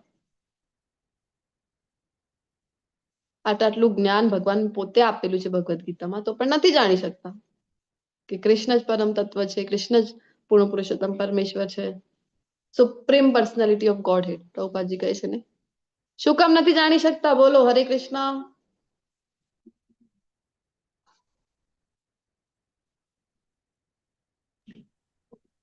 બોલો. હરે કૃષ્ણ માતાજી. હરે અજ્ઞાન કૃષ્ણ. માણસો છે એના કારણે જાણતા નથી ભગવાન કોણ છે. કયા કારણે? સોરી. એમનામાં અજ્ઞાન છે, જે લોકો અજ્ઞાન છે, ઓકે, હા. ભગવાન કોણ છે એ વિશે ખ્યાલ જ નથી, અને બીજે બધે ભટક્યા કરે છે માણસો. એ લોકો અજ્ઞાન છે, એના કારણે જાણતા નથી કે ભગવાન કોણ છે. સાચી વાત છે તમારી. ચલો, ભગવાન, હવે ભગવાનના શ્રીમુખથી આપણે જોઈએ કે ભગવાન શું કહે છે આ વિષયમાં. તું જાણી લે કે સર્વ ભાવ, પછી તે સત્વગુણી હોય, રજોગુણી હોય કે તમોગુણી હોય, તે બધા જ મારી શક્તિ દ્વારા પ્રકટ થયેલા છે. 3 ગુણોની અહીંયા વાત કરી રહ્યા છે કે એક રીતે હું સર્વકાય છું, પરંતુ સ્વતંત્ર છું. હું ભૌતિક પ્રકૃતિના ગુણોને આધીન નથી, બલકે તેઓ મારે આધીન છે. આપણ ઘણા લોકોને થાય ને કે ના, ભગવાન અહીંયા આવે તો ભગવાનને માયામાં પડી જાય છે. ભગવાન કહે છે કે ના ના, એ માયા છે, એ મારે આશ્રિત છે, હું એની આશ્રિત નથી. 3 ગુણો કયા કયા? સત્વ, રજસ અને તમસ દ્વારા મોહ પામેલું આ જગત. કે ભગવાન કહે છે કે માયાદેવીના કારણે તમે, ઘણા લોકો છે કૃષ્ણ વિશે જાણી શકતા નહીં. એક પડદું આપણી આગળ છે ને માયાદેવીનું, એની કારણે. માયાદેવી શું છે વાસ્તવમાં? તો 3 ગુણો જે છે પ્રકૃતિના, એના કારણે આ જગત ગુણાતીત તથા અવિનાશી એવા મને જાણતું નથી. ભગવાન કેવા છે? કૃષ્ણ ગુણાતીત છે, એટલે કે સર્વ ગુણથી પર. જે નિર્ગુણ કહેવામાં આવે છે ને ભગવાનને, એનો અર્થ એ જ થાય છે કે નિર્ગુણનો અર્થ એવો નથી કે કોઈ ગુણ જ નથી, પરંતુ આ છે આપણા જેવા 3 ગુણથી એ પ્રભાવિત થતા નથી, ગુણોથી પર છે, એટલે ગુણાતીત અને અવિનાશી. તો કારણ તો ખબર પડી ગઈ છે કે શું કામ કૃષ્ણને નથી જાણી શકતા?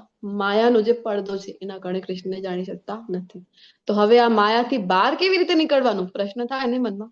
એના માટે કૃષ્ણ કહી રહ્યા છે, દેવી એષા ગુણમયી મમ માયા દુરત્યયા મામ એવ યે પ્રપદ્યન્તે માયામેતામ તરંતિ તે. કે ભૌતિક પ્રકૃતિના જે 3 ગુણોની બનેલી આ માયા છે ને, એને જીતવી તો કૃષ્ણ જ કહી રહ્યા છે કે અત્યંત દુષ્કર છે, અઘરું છે માયાદેવીને પાર કરવું. અને જ્યારે તમે બધાએ કરેલું હશે, જે કોઈ પર રિપીટર્સ છે, જ્યારે આપણે આ ભક્તિના પાથ ઉપર આવ્યા છીએ ને, પંથ ઉપર આવ્યા છીએ ને, ચાલવાનું શરૂઆત જ હજી કરી છે ને, તો કેટલી સમસ્યાઓ, શારીરિક સમસ્યાઓથી લઈને રિલેશનશિપ થી લઈને પછી આપણે કહેવાય કે મેન્ટલી દરેક પ્રકારની સમસ્યાઓનો સામનો આપણે બધા કરી ચુક્યા છે. શું કામ? કારણ કે માયાદેવીને ગમતું નથી. આપણે બધા માયાદેવીના જે અત્યારે અંડરમાં છે, માયાદેવીને ગમતું નથી કે એને છોડીને આપણે જઈ રહ્યા છીએ. તો એ પરીક્ષા આપણી સામે ઊભી કરે છે, માયાદેવી છે. ભક્તિમાં આવવું પણ એટલું સરળ નથી, માયાદેવીની પરીક્ષાને પાર કરવી પડે છે. તો ભગવાને કહે છે કે દુષ્કર છે, અઘરું છે. પણ બીજી જે લાઈન છે આ શ્લોકની, એમાં ભગવાન એનું રસ્તો પણ જણાવી દે છે. તો કેવી રીતે નીકળીએ ભગવાન? આટલું અઘરું છે તો ભગવાન કહે છે કે મામ એવયે પ્રપદ્યન્તે. પ્રપદ્યન્તે નો મીનિંગ બોલો ચલો. બીજા અધ્યાયના 7મા શ્લોકથી જ આપણે ભણી રહ્યા છીએ. પ્રપદ્યન્તે શું meaning છે? શરણાગતિ. શરણાગતિ. કોની શરણાગતિની વાત થઈ રહી છે અહીંયા? કૃષ્ણની. ભગવાન કૃષ્ણની શરણાગતિ. ભગવાન કહે છે મામ એવ, મારી જો શરણાગતિ સ્વીકારી લો તો માયા મેતામ તરંતી તે. તો આ માયાના જે ભવસાગરમાં આપણે બધા અટવાયેલા છીએ, ગઈકાલે ચર્ચા કરી કે સાગરમાં કેટલો પણ કુશળ તૈરાકી હોય તો તરી શકતો, પોતાની જાતે એને પોતાની મેળે પાર કરી શકતો નથી. તો કોણ એને પાર કરાવી શકે? જે એ સાગરથી બહાર છે. કોણ છે? તો કૃષ્ણ પોતે છે. બીજો તો ભગવાનના જે અધિકારી જે ગુરુઓ છે એ એની બહાર છે. તો એ આપણી સહાયતા કરીને ભવસાગરથી બહાર કાઢી શકીએ છે. અહીંયા જો આ પિક્ચર આપણે વાત કરીને શરૂઆતમાં કે ચર્ચા કરીશું શું કામ બંને હાથ ઊંચા કરીને શરણાગતિ સ્વીકારીએ કૃષ્ણની. તો આ છે એનું કારણ કે આપણે આ જે ભાવ છે ને, શરણાગતિનો ભાવ, જયારે હાથ ઊંચા કરીને નાનો બાળક હોય એ ખૂબ રડતો હોય, જ્યારે રડવાની શરૂઆત કરે ને તો માતા ધ્યાન આપતી નથી, પોતાના કાર્યમાં જ વ્યસ્ત હોય છે, થોડું થોડું રડી રહી છે, જોતી નથી. પરંતુ જ્યારે એ નાનું બાળક છે, બંને હાથ ઊંચા કરીને જોર જોરથી રડવા માંડે, હાથ પગ પછાડે, જોર જોરથી હાથ ઊંચા કરીને રડે, એવું ક્રંદન સાંભળીને માતા જે કંઈ પણ કરતી હોય, ભલે ને કઈ બળતું હોય ગેસ ઉપર, તો બધું જ પડતું મૂકીને તરત જ દોટ મૂકે છે અને એ બાળકને ઉપાડી લે છે. ઉપાડે છે કે સેમ વે આપણે જયારે બંને હાથ ઊંચા કરીને કૃષ્ણને બોલાવીએ છીએ ને, જો અહીંયા પોતાની મેળે પ્રયત્ન કરીશું તો પાર થશે નહીં. તો કૃષ્ણની શરણાગતિ સ્વીકારી કે હે કૃષ્ણ, હવે તું જ તાર મને. તો કૃષ્ણ આવે છે અને જેમ બાળકને માતા લઈ લે છે, ઉપાડી લે છે, એને શાંત કરે છે, તેમ કૃષ્ણ પણ આપણને આ ભવસાગરથી પાર કરાવી દે છે. આ એની પાછળનો ભાવ છે. ચૈતન્ય મહાપ્રભુ આપણને આ આપી ગયા છે શરણાગતિનો પ્રણામ. એટલે આપણે બંને હાથ ઊંચા કરીને પ્રણામ કરતા હોય છે. તો આપણને થાય કે આટલું બધું ક્લિયરલી કહી દીધું કૃષ્ણે, માયાથી બચવાનો ઉપાય પણ જણાવી દીધું, તો હવે તો બધા કૃષ્ણની શરણે આવતા હશે કે નહીં? તો કૃષ્ણ કહે છે કે ના ના, બધા નથી આવતા. તો આપણને પ્રશ્ન થાય કે કેમ નથી આવતા? કોણ નથી આવતું કૃષ્ણ? તો કૃષ્ણ કહે છે કે 4 લોકો, 4 પ્રકારના નમૂનાઓ છે ને, એ હજી મારી શરણે આવી શકતા નથી. કયા કયા કૃષ્ણ? કૃષ્ણ કહે છે કે નમામ દુષ્કૃતિ નો મૂઢા, પહેલી કેટેગરી છે મૂઢા, મૂર્ખો. મૂર્ખ કોને કીધા છે? પ્રભુપાદજી કહે છે કે ગધેડા સાથે સરખાવી છે, કે જે સવારથી લઈને સાંજ સુધી માત્ર કાર્ય, એટલે ભૌતિક જગતનું જે આપણું કાર્ય છે એની જ પાછળ રૂપિયા કમાવવા, એની જ પાછળ, સંસારની જ પાછળ પડેલા છે. એવું નથી કે નથી કરવાનું, કારણ કે ગઈકાલે પણ ચર્ચા કરી, પરમ દિવસે પણ ચર્ચા કરી, 3જા અધ્યાયથી 2જા અધ્યાયથી ઇવન તો કર્મણ્યવાધિકાર હસ્તે ને ખૂબ ક્લિયરલી કૃષ્ણ જણાવી રહ્યા છે શરૂઆતથી કે નિયત ફરજો તો કરવી જ પડે છે, કર્મો આપણા મૂકવાના નથી. પરંતુ માત્ર એ જ કરવાનું તો નહીં. તો જીવનનો ઉદ્દેશ્ય જે છે એ પણ પ્રાપ્ત કરવા માટે પ્રયત્ન કરવો જોઈએ ને. તો સરસ મજાનો આપણને ટાઈમ ટેબલ સેટ કરીને આપણે આચાર્યો આપતા હોય છે કે 8+8+8. તો 8 કલાક છે તમારી પાસે પોતાના ભૌતિક કાર્ય, પોતાનું રૂટીન પતાવવા માટે. 8 કલાક જે છે એમાં તમે કહેવાય કે ભૌતિક જગતના કાર્ય કર્યા અને નહાવાનું, જમવાનું એ કર્યું. 8 કલાકની ઊંઘ થઈ ગઈ તમારી, ને 8 કલાક જે બચ્યા છે હવે તમારી પાસે, તો એમાં તમારે શું કરવાનું છે? તો એમાં તમારે ભગવત ભક્તિ કરવાની છે. આવી રીતે ટાઈમ ટેબલ સરસ મજાનું સેટ કરવું જોઈએ. તો જે હાયર પર્પઝ છે મનુષ્ય જીવનનું એ તો પ્રાપ્ત કરવા પ્રયત્ન કરવો જોઈએ કે નથી કરતા. સમય ક્યાં છે? આ ભગવદ્ ગીતા લઈને બેસી જવાનું, અમારી પાસે સમય નથી, અમે બહુ બિઝી છીએ.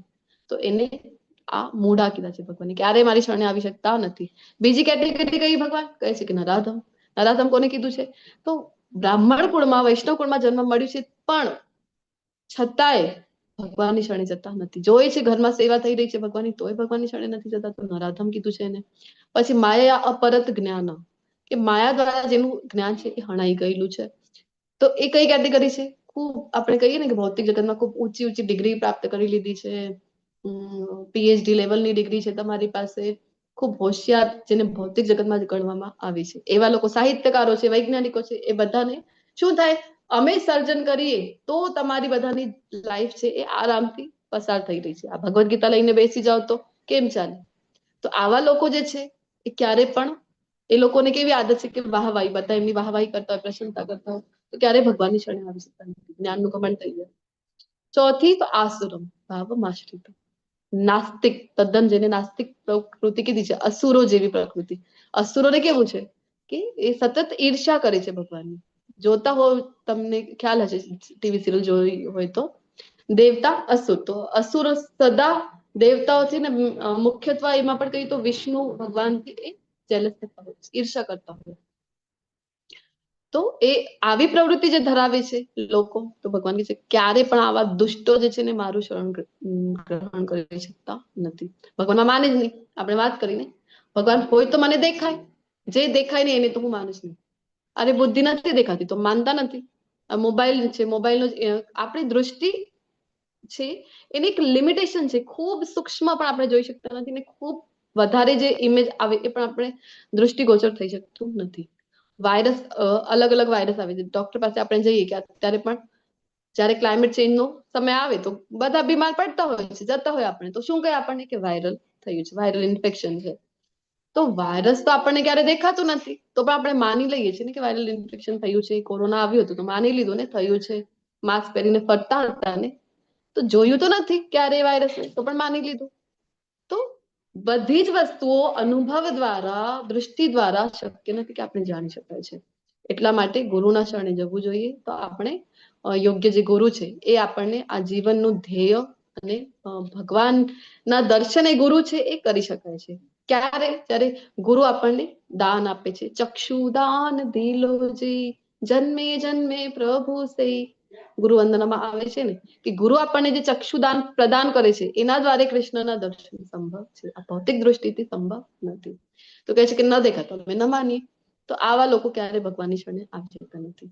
તો હવે બધાના ઉદાહરણો તો આપણે જોયું ને કે ગધેડાની માફક કર્મ કરે તો મૂઢા કેટેગરી છે, સાહિત્યકારો માયા અપરત જ્ઞાન, અને નીચે જે છે આસુરી, અસુરો જે કઈ થઈ ગયા, રાવણ જેવા, ભસ્માસુર જેવા, આ બધા ભગવાનથી ઈર્ષા કરે છે, હિરણ્યકશિપુ છે. અને આ જે છે નરાધમ કેટેગરી, જે આપણને અહીંયા પિક્ચરમાં દેખાઈ રહ્યું છે, જગાઈ મધાઈનો ખૂબ સુંદર પ્રસંગ છે.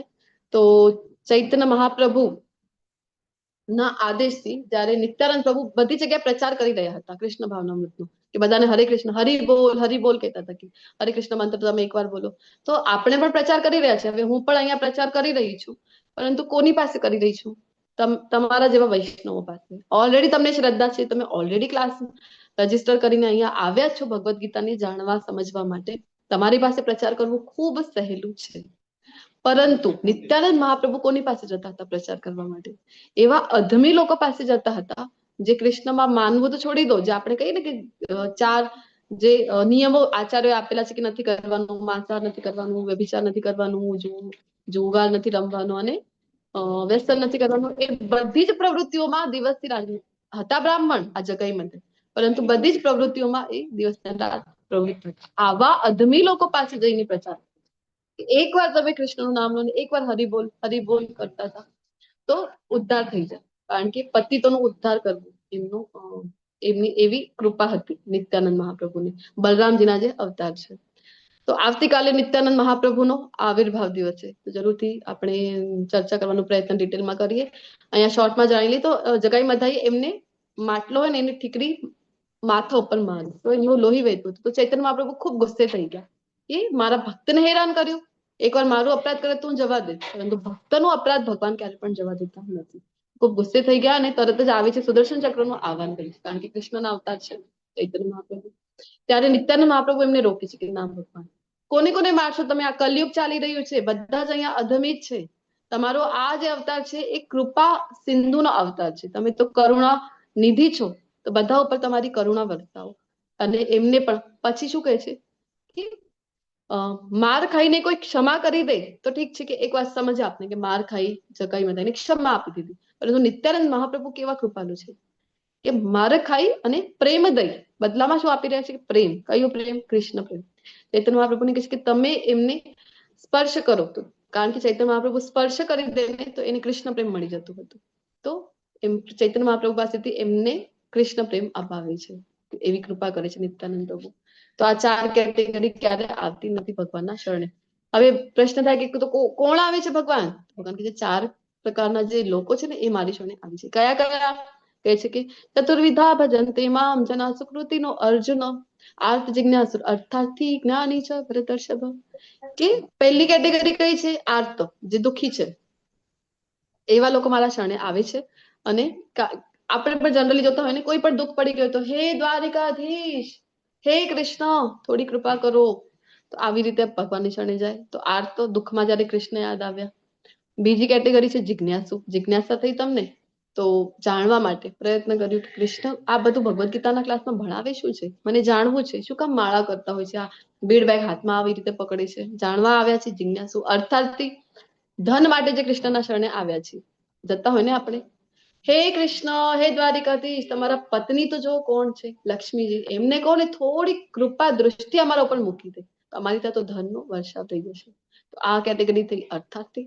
પછી જ્ઞાની.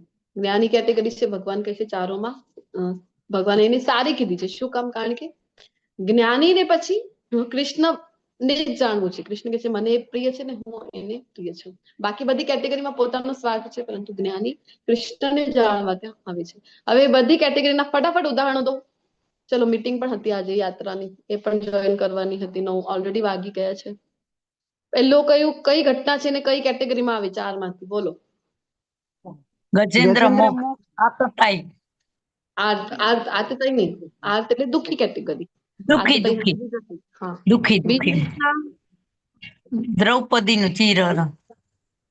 એ કઈ કેટેગરી છે? એ પણ દુઃખી. એ પણ દુઃખીમાં આવશે. ત્રીજી હા. ત્રીજુમાં છે કોણ છે?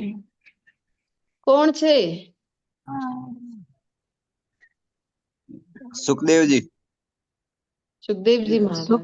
જન્મ લેવા સુખદેવજી શું મહારાજ કામ? છે. અહીંયા આવીને માયાનો સ્પર્શ થશે અને હું માયામાં ફસાઈ જઈશ.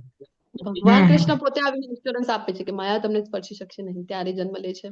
તો કઈ કેટેગરી છે સુખદેવજીની? જિજ્ઞાસુ નહીં. જ્ઞાની. પોતે જ્ઞાની છે ને, શ્રીમદ ભાગવતમ નું જ્ઞાન આપે. જ્ઞાની. હા, અને એની બાજુમાં છે ચોથા નંબરની ઈ જિજ્ઞાસુ. કોણ છે? જિજ્ઞાસુ પરીક્ષિત મહારાજ અને સુખદેવજી છે. મહારાજ. તો જિજ્ઞાસા જાણવા માટે પ્રશ્નને કરે છે. નીચે બોલો પહેલો પિક્ચર. પછી છે ધ્રુવ મહારાજ. ધ્રુવ મહારાજ છે. તો કઈ કેટેગરી છે? વસુદેવ. માતાજી. અર્થાર્થી. ધન માટે કઈક જોઈતું હતું એટલા માટે કૃષ્ણની શરણે ગયા.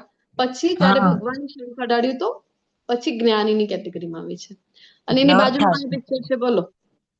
પ્રભુ શ્રી રામ સાથે કોના દર્શન થઈ રહ્યા છે? સુગ્રીવ મહારાજ છે. સુગ્રીવજી છે. અર્થાર્થીમાં આવશે. હા, અર્થાર્થી. એમને પણ કઈક જોઈતું હતું. એમની પત્ની એમના ભાઈએ લઈ લીધી હતી, રાજ્ય લઈ લીધું હતું. તો સુગ્રીવ. એની બાજુનો કયો છે બોલો? આ હવે કોણ છે? બધા મહાનુભાવો કોણ છે? એ મહાત્માઓ છે બધા, એટલે ઈ છે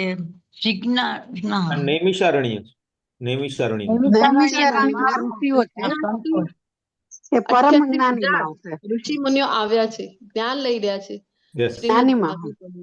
જ્ઞાની કેટેગરી. યસ. તો ધ્રુવ મહારાજને આપણે કીધું કે પહેલા અર્થાથી ને પછી જ્ઞાની, કેવી રીતે? તો એક શોર્ટમાં હવે ઘટના લેવાનો પ્રયત્ન કરીએ, ઓલરેડી ટાઈમ થઈ ગયું છે. ઉત્તાનપાદ રાજા જે મનુના પુત્ર હતા, એ જયારે યુદ્ધ પતાવીને આવે છે, સતયુગની આ ઘટના છે, પતાવીને આવે છે અને પછી એમનો જે એમની બે ધ્રુવ મહારાજની બે માતાઓ હતી ને, સુનીતિ અને સુરુચિ. એમની જે માતા હતી સુનીતિ હતી અને આ સાવકી માતા સુરુચિ. તો સુરુચિ માતાનો જે પુત્ર હતો એ ફટાફટ આવીને પોતાના પિતાના ગોદમાં બેસી ગયો. એ જોઈને ખોળામાં બેસી ગયો, જોઈને ઈચ્છા થઈ ધ્રુવ મહારાજે પણ હું પણ બેસું, થાય ને, મનુષ્ય માનવ સહ સ્વભાવ છે. તો એમને પણ ઈચ્છા થઈને બેસવાનો પ્રયત્ન કર્યો. તો સુરુચિ છે એ ખીજાઈ જાય છે. શું કામ? કઈ જેલસ હતા, ના પાડે છે, કે છે કે ના, ક્યારે પણ એવી હિંમત બીજી વાર કરતો નહીં. તારા પિતાના ખોળામાં બેસવા અથવા તો આ સિંહાસન ઉપર બેસવા તું ક્યારેય તું પ્રયત્ન કરીશ નહીં. ને જો તારે આવું ભાગ્ય જોઈતું હોય તો જા નારાયણ પાસે અને પ્રાર્થના કર કે મારી કુખે તને જન્મ આપે, તો તને સંભવ છે તારી પાસે.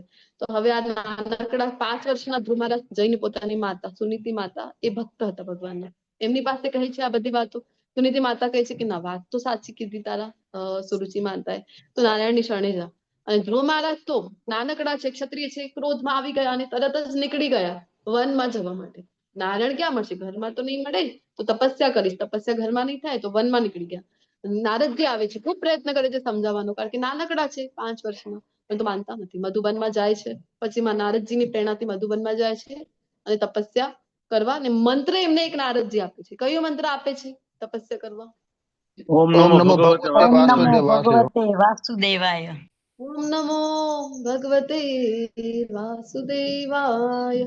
આ સરસ મજાનું મંત્ર આપે છે. અને ધ્રુવ મહારાજ પછી 6 માસની જે એમની તપસ્યા થાય છે, એક માસમાં એક વસ્તુનો ત્યાગ કરે છે. પહેલા માસમાં પાંદડાઓ ખાઈને, જો ઝાડથી નીચે પડેલા પાંદડાઓ ખાઈને નિર્વાહ કરે છે, જીવન નિર્વાહ.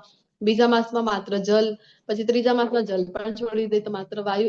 એક વસ્તુ, પહેલા ફળ, આવી રીતે શરૂઆત કરી. છેલ્લે જે 6થો મહિનો હતો તો શ્વાસ લઈને માત્ર કરતા હતો, તો શ્વાસ પણ લેવાનું બંધ કરી દે છે. શ્વાસ રોકીને ભગવાનની તપસ્યા કરી છે. અને એ સમયે આપણે જોઈએ તો બીજા બધા લોકોમાં બધાના શ્વાસ રૂંધાઈ રહ્યા હતા. બધા બ્રહ્માજી પાસે જઈને કહે છે કે તમે કંઈક કરો. બ્રહ્માજી કહે છે કે ના, હવે ભગવાનના દર્શન આપવાના જ છે ટૂંક સમયમાં. ને ભગવાન પહેલા એમના હૃદયમાં દર્શન આપે છે, અને તો એ ઉઠે, એમની જે તપસ્યા છે એમાંથી એની જાગ થાય, અને પછી સામે પ્રત્યક્ષ દર્શન આપે છે. પ્રત્યક્ષ દર્શન આપ્યા જ્યારે ભગવાને, હવે આવ્યા તો હતા અર્થાર્થી બનીને. શું કામ? કારણ કે મારું અપમાન કર્યું મારી માતાએ, સુરુચિ માતાએ, તો મને હવે બ્રહ્માજી કરતા પણ મોટું લોક છે એની પ્રાપ્તિ થાય, એટલા માટે એ આવ્યા હતા. અને જયારે ભગવાનના સાક્ષાત દર્શન થયા ને, તો એમની વાચા ફૂટતી નહોતી. ભગવાનની સ્તુતિ કરવાની ખૂબ ઈચ્છા હતી, પરંતુ કરી શકતા નહોતા. ત્યારે ભગવાન શું કરે છે કે એમને શંખ અડાડે છે. તો એ સ્તુતિ સરસ મજાની શ્રીમદ ભાગવતમાં છે. સ્તુતિ કરે છે, કહે છે કે ભગવાનને કે હું તો જો કેવું કહેવાઉં કે હું કાચના ટુકડા પાછળ પડ્યો તો મારી સામે તો હીરો આવી ગયો છે. તો હવે મને કાંઈ જોતું નથી, તમારું દર્શન થઈ ગયું. તો પણ ભગવાન કહે છે કે ના, મારો બાળક છે, કઈક ઈચ્છાથી મારી પાસે આવ્યો હતો ને, તો હું તને આપીશ. જે ઈચ્છા હતી એ પણ પૂર્ણ કરીશ. તો ભગવાનને એ માગે છે, તો ભગવાન બંને આપી દે છે. ભગવાન એટલા કૃપાળુ છે કે ભૌતિક જગતમાં પણ કહે છે કે 33,000 વર્ષોનું રાજ્ય આપે છે ધ્રુવ મહારાજને, એટલું સમૃદ્ધ રાજ્ય. અને એ પણ એવું નહીં કે હવે 33,000 વર્ષ જીવિત રહ્યા તો હવે ઘરડા થઈ ગયા છે, ચાલવામાં દિક્કત છે, બોલવામાં તકલીફ છે, આવું નહીં. એ બધી જ ઇન્દ્રિયો સક્ષમ હતી 33,000 વર્ષ સુધી. આવું રાજ્ય પછી મૃત્યુની પાછળ, અહીંયા જયારે મૃત્યુ થાય તો એની પાછળ ધ્રુવલોક પણ એક આપ્યું, જે આપણે કહેવાય કે અટળ જે છે. અને એમાં ભગવાન પોતે ક્ષીરોદક્ષાઈ વિષ્ણુના રૂપમાં એમની સાથે નિવાસ કરે છે સતત. તો એ પણ આપ્યું, અહીંયાનું રાજ્ય પણ આપ્યું. તો ભગવાન બધું આપે છે એમની શરણે જે જાય છે. તો એટલે પહેલા અર્થાર્થી તરીકે આવ્યા, ભગવાનના દર્શન થયા, ભગવાનને જે જ્ઞાનનો સ્વરૂપ જેને ગણવામાં આવે છે, એવું શંખ જયારે અડાડ્યું એમના માથા પર, ત્યારે જ્ઞાનની કેટેગરીમાં આવી ગયા. જો અહીંયા આપણે જોઈ શકાય છે કે શંખ અડાડે છે. તો આમાંનો જે પૂર્ણ જ્ઞાની છે અને શુદ્ધ ભક્તિમાં તલ્લીન રહે છે, તે સર્વશ્રેષ્ઠ છે. કારણ કે હું તેને અત્યંત પ્રિય છું અને આપણે ચર્ચા કરી ગયા છીએ કે કારણ કે એ કોઈ સ્વાર્થ સાથે ભગવાન પાસે આવ્યું નથી. જ્ઞાની ભગવાનને જાણવા પ્રેમ કરવા આવ્યું છે. હવે આપણને થાય કે તો પણ આમે જો આમે અત્યારે રવિવારનો દિવસ છે, કેટલા બધા લોકો મૂવી જોવા જતા હોય, મોલમાં જતા હોય, કેટલી બધી અલગ અલગ પ્રવૃત્તિઓ એન્જોય કરી રહ્યા છે. ને અમે અહીંયા આવીને ભગવદ્ ગીતાનો ક્લાસ સાંભળવાના, પ્રશ્ન થાય ને, તો ભગવાન એના જવાબ કહી રહ્યા છે. બહુનામ જન્મ નામંતે જ્ઞાનવાન મામ પ્રપદ્યતે વાસુદેવ સર્વમિતિ સમહાત્મા સુદુર્લભ. ભગવાન કહે છે કે અનેક જન્મ જન્માંતરો પછી જે મનુષ્યને ખરેખર જ્ઞાન થાય છે. કયું જ્ઞાન? કે વાસુદેવ સર્વમિતિ, કે હું જ સર્વ કારણોનું કારણ છું, તો એ જ્ઞાન પ્રાપ્ત કરીને મારી શરણે આવી છે જયારે એની જાણ થાય છે ત્યારે. તો આવો મહાત્મા મહાત્મા સુદુર્લભ, કૃષ્ણ કહી રહ્યા છે કે ખૂબ દુર્લભ છે આવો મહાત્મા. તો તમે બધા અહીંયા આવ્યા છો, તમે બધાના આપણા બધાના બહુનામ જન્મ નામાંકિત થઈ ગયા છે એટલે આપણે અહીંયા જોડાયા છીએ. હવે જે લોકો આપણને લાગે કે ખૂબ એન્જોય કરી રહ્યા છે અત્યારે, એ લોકોના બાકી છે, બહુનામ જન્મ નામાંકિત બાકી છે. ધીરે ધીરે સુકૃતિઓ જેમ મળશે તેવી રીતે એ પ્રવૃત્ત થશે, ભક્તિ માર્ગ પર આવશે. આપણે પ્રાર્થના કરીશું. તો ભગવાન કહી રહ્યા છે કે તમારા બધા માટે કે મહાત્મા છો, તમે બધા મહાત્માઓ છો અને દુર્લભતાથી આવો મહાત્મા મળે છે જે કૃષ્ણ શરણે આવે. મને પૂર્ણ રીતે નહીં જાણનારા બુદ્ધિહીન મનુષ્યો મને માને છે કે હું પૂર્ણ પુરુષોત્તમ પરમેશ્વર કૃષ્ણ પહેલા નિરાકાર હતો અને હવે મેં આ વ્યક્તિત્વને ધારણ કર્યું છે. તેમના અલ્પ જ્ઞાનને કારણે તેઓ મારી અવિનાશી અને સર્વોપરી પ્રકૃતિને જાણી શકતા નથી. તમે મને કહો કઈ લોજિક છે આ વાતમાં? આસુરી પ્રવૃત્તિ વાળા છે એ લોકો માનતા હોય કે એ તો કૃષ્ણમાં જ ન માને, પરંતુ ઘણા લોકો કહેતા હોય કે કૃષ્ણ પહેલા આકાર નહોતો, નિરાકાર, પછી અહીંયા આવ્યા તો એક આકાર, પછી ફરીથી તો નિરાકાર. તો એવું લોજિકલી પણ પોસિબલ છે. આપણે કોઈ વસ્તુ એવી છે ભૌતિક જગતમાં કે પહેલા નિરાકાર હતી ને હવે સાકાર છે. તમે કહેશો કે ના ચેર છે, અમારા ઘરમાં સોફા છે, ચેર છે, પહેલા તો લાકડું હતું અને હવે તો ચેર બની ગઈ, પણ કાંઈક તો હતું ને, લાકડું પણ હતું તો એનો આકાર તો હતું ને કાંઈક, પછી એમાંથી વિશિષ્ટ આકાર દઈને ચેર સોફા બન્યા છે. એવી કોઈ વસ્તુ નથી ભૌતિક જગતમાં પણ કે પહેલા નિરાકાર હોય ને પછી આકાર હોય. તો કૃષ્ણ પણ સાકાર રૂપમાં છે, આપણે જાણતા નથી. તો ભગવાન કહે છે કે ના હમ પ્રકાશ સર્વસ્વ યોગ માયા સમાવૃત મૂઢોયમ ના જાનાતિ લોકોમાં અજમવ્યયમ, કે હું મૂર્ખ હતા અલ્પ બુદ્ધિ વાળા માણસો સામે કદી પોતાને પ્રગટ કરતો નથી. આપણે વાત કરીને ઘણા લોકોને થાય ભગવાન છે તો દેખાતા કેમ નથી, મારી સામે આવતા નથી, મને દર્શન દે તો હું માનું. ભગવાન કહે છે શું કામ આપું, હું મૂર્ખ સામે ક્યારે પણ પ્રગટ થતો નથી. અને તેમને માટે એક અંતરંગ શક્તિ દ્વારા એક યોગ માયા સમાવૃત, એક પડદો આવી જાય છે માયા શક્તિનો, જેના કારણે હું એમને દેખાતો નથી. ઘણા લોકો છે અલગ અલગ વે થી ભગવાનની પ્રાપ્તિ કરવા પ્રયત્ન કરે છે. નિરાકારમાં જે માનતા હોય, પ્રકાશની ઉપાસના કરતા હોય, અલગ અલગ ઉપાસના કરીને, તો એ ભગવાનના પ્રકાશ તત્વ સુધી પહોંચી શકાય. બ્રહ્મ જે આપણે જાણે બ્રહ્મ, પરમાત્મા અને ભગવાન ત્રણ જે આત્મ સાક્ષાત્કારની સ્ટેજીસ જોઈ હતી, એમાંથી પહેલા પગથિયા સુધી પહોંચી શકાય બ્રહ્મ. પરંતુ મૂળ રૂપ કૃષ્ણ સુધી પહોંચી શકતા નથી. શું કામ? કારણ કે પડદા છે. 3 પડદાને પાર કરીને બ્રહ્મ સુધી પહોંચી ગયા. 3 પડદા કયા હતા? માયાદેવીના 3 પડદા કયા કયા છે બોલો? હરે કૃષ્ણ. માયાદેવીના 3 પડદા કયા છે? અહંકાર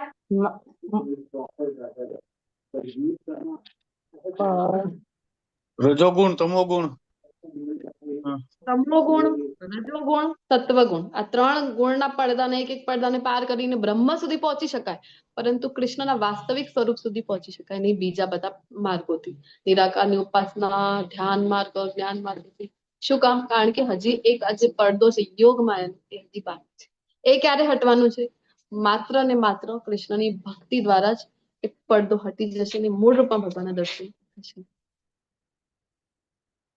તો હે અર્જુન, પૂર્ણ પુરુષોત્તમ પરમેશ્વર ફળ તરીકે હું જે કઈ ભૂતકાળમાં થયેલું છે, વર્તમાનમાં થઈ રહ્યું છે, અથવા તો જે કઈ હવે થવાનું છે બધું જ જાણું છું. સર્વ જીવોને જાણું છું, પરંતુ મને કોઈ જાણતું નથી. આપણને થાય કે બધું જાણે છે કૃષ્ણ, એનો મતલબ બધું ફિક્સ જ છે, તો શું કામ અમે કર્મ કરીએ? તો એવું નથી. બધું જાણે છે એટલે કે જે મુજબ ના, ભગવાને આપણને સ્વતંત્રતા આપેલી છે અહીંયા. તો આપણે ઈચ્છા પ્રકટ કરી હતી કે મારે ભોગવવું છે, એટલા માટે ભૌતિક જગતમાં આવ્યા છે. તો કૃષ્ણે અહીંયા ઈચ્છા આપી છે આપણે જે મુજબ જીવવું છે એ મુજબ આપણે જે સિલેક્શન આપણે કરી શકાય છે. 3 ગુણ છે, સિલેક્શન તમે કરી શકો છો. હવે ધારો કે તમે સિલેક્શન કર્યું છે તમો ગુણનો, તો કૃષ્ણ કહે છે હવે મને ખબર છે કે શું થવાનું છે, તારું ફ્યુચર શું છે. હવે તું ગોવા જઈશ તો બધું મદિરામાં ફસાઈ જઈશ, બધું પાર્ટી એન્જોય આ બધું કરીશ. પછી જો આપણે વિચાર કરી કે સત્વગુણ સિલેક્શન કર્યું છે, તો કૃષ્ણ કહે છે કે ના હવે મને ખબર છે કે તું મારા ધામમાં આવીશ, તું વૃંદાવન ધામમાં આવીશ મારા દર્શન કરવા માટે. તો આવી રીતે જે ગુણ સિલેક્ટ કરીશું એ મુજબ કૃષ્ણ કહે છે કે મને ખબર છે કે હવે શું તારી સાથે થવાનું છે. તો ભગવાનને આપણે જાણી શકતા નથી, ભગવાન આપણા વિશે બધું જાણે છે. દ્વૈત ભ્રમણામાંથી કેવી રીતે મુક્ત થવું જોઈએ? જે આપણે ઠંડી, ગરમી, દિવસ, રાત્ર, બધી દ્વૈત ભ્રમણાઓ છે ને, સુખ દુઃખ, આમાંથી ક્યારે બહાર આવી શકાય? તો જે મનુષ્ય પૂર્વ જન્મમાં તથા આ જન્મમાં પુણ્ય કર્મો કર્યા છે અને જેમના પાપ કર્મો સમૂળ નષ્ટ થયા છે તેઓ મોહના દ્વંદ્વોથી મુક્ત થઈ જાય છે અને મારી સેવામાં દ્રઢ નિશ્ચયપૂર્વક પરોવાઈ જાય છે.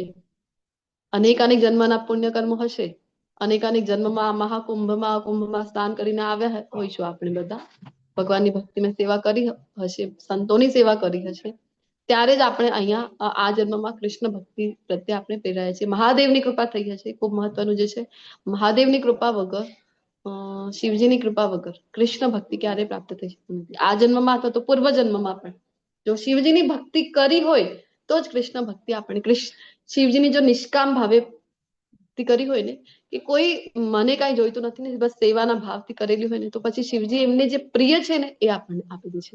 નરસિંહ મહેતાને આપ્યું ને, પોતાને પ્રિય કૃષ્ણ છે તો એમની ભક્તિ આપણને પ્રદાન કરે છે. જે બુદ્ધિશાળી મનુષ્યો જરા તથા મરણમાંથી મુક્ત થવા પ્રયત્નશીલ રહે છે તેઓ મારી ભક્તિનો આશ્રય ગ્રહણ કરે છે, જાણે છે કે ના અહીંયા મારે હેરાન થવું નથી, તો કૃષ્ણની એને ભગવાન બુદ્ધિશાળી તરીકે જણાવી રહ્યા છે. તે વસ્તુતઃ બ્રહ્મ છે, કારણ કે તેઓ દિવ્ય કર્મો વિશે પૂર્ણપણે જાણે છે. જે મનુષ્ય મને, પરમેશ્વરને, મારી પૂર્ણ ચેતનામાં રહીને મને જગતનો, દેવોનો તથા યજ્ઞની સર્વ પદ્ધતિઓનો નિયામક જાણે છે. અહીંયા કીધું છે સાધી યજ્ઞ, તો 5મા અધ્યાયમાં પણ જોયું હતું, 5મા અધ્યાયનું છેલ્લું શ્લોક, ત્યાં પણ કીધું હતું ને સર્વ લોક મહેશ્વર. અને ત્યારે પણ ભગવાન કહી રહ્યા હતા ભોક્તારમ યજ્ઞ તપતામ, કે સર્વ યજ્ઞોનો ભોક્તા, જે પરમ ભોક્તા છે એ હું છું. અહીંયા પણ કહી રહ્યા છે યજ્ઞોનો સ્વામી હું છું. તેઓ પોતાના મૃત્યુ સમય પણ મને ભગવાન તરીકે જાણી તથા સમજી શકે છે. આની સાથે આજનો અધ્યાય પૂર્ણ થાય છે. અને આ બંને શ્લોકમાંથી અમુક શબ્દો લઈને પ્રયાણ કાલે છે, અહીંયા કીધું છે ભગવાને, આવા શબ્દો પકડીને અર્જુનજીના પ્રશ્નથી આવતાકાલની અધ્યાયની શરૂઆત થવાની છે. ભગવદ ગીતામાં બધું જ જ્ઞાન છે. અલગ અલગ જગ્યા ઉપર જાઓ તો તમને શીખવાડવામાં આવે છે અલગ અલગ આર્ટ. કયો આર્ટ? Art of living. પરંતુ ભગવદ ગીતાના શરણે આવો, આર્ટ ઓફ ડેથ પણ અહીંયા શીખવાડવામાં આવે છે.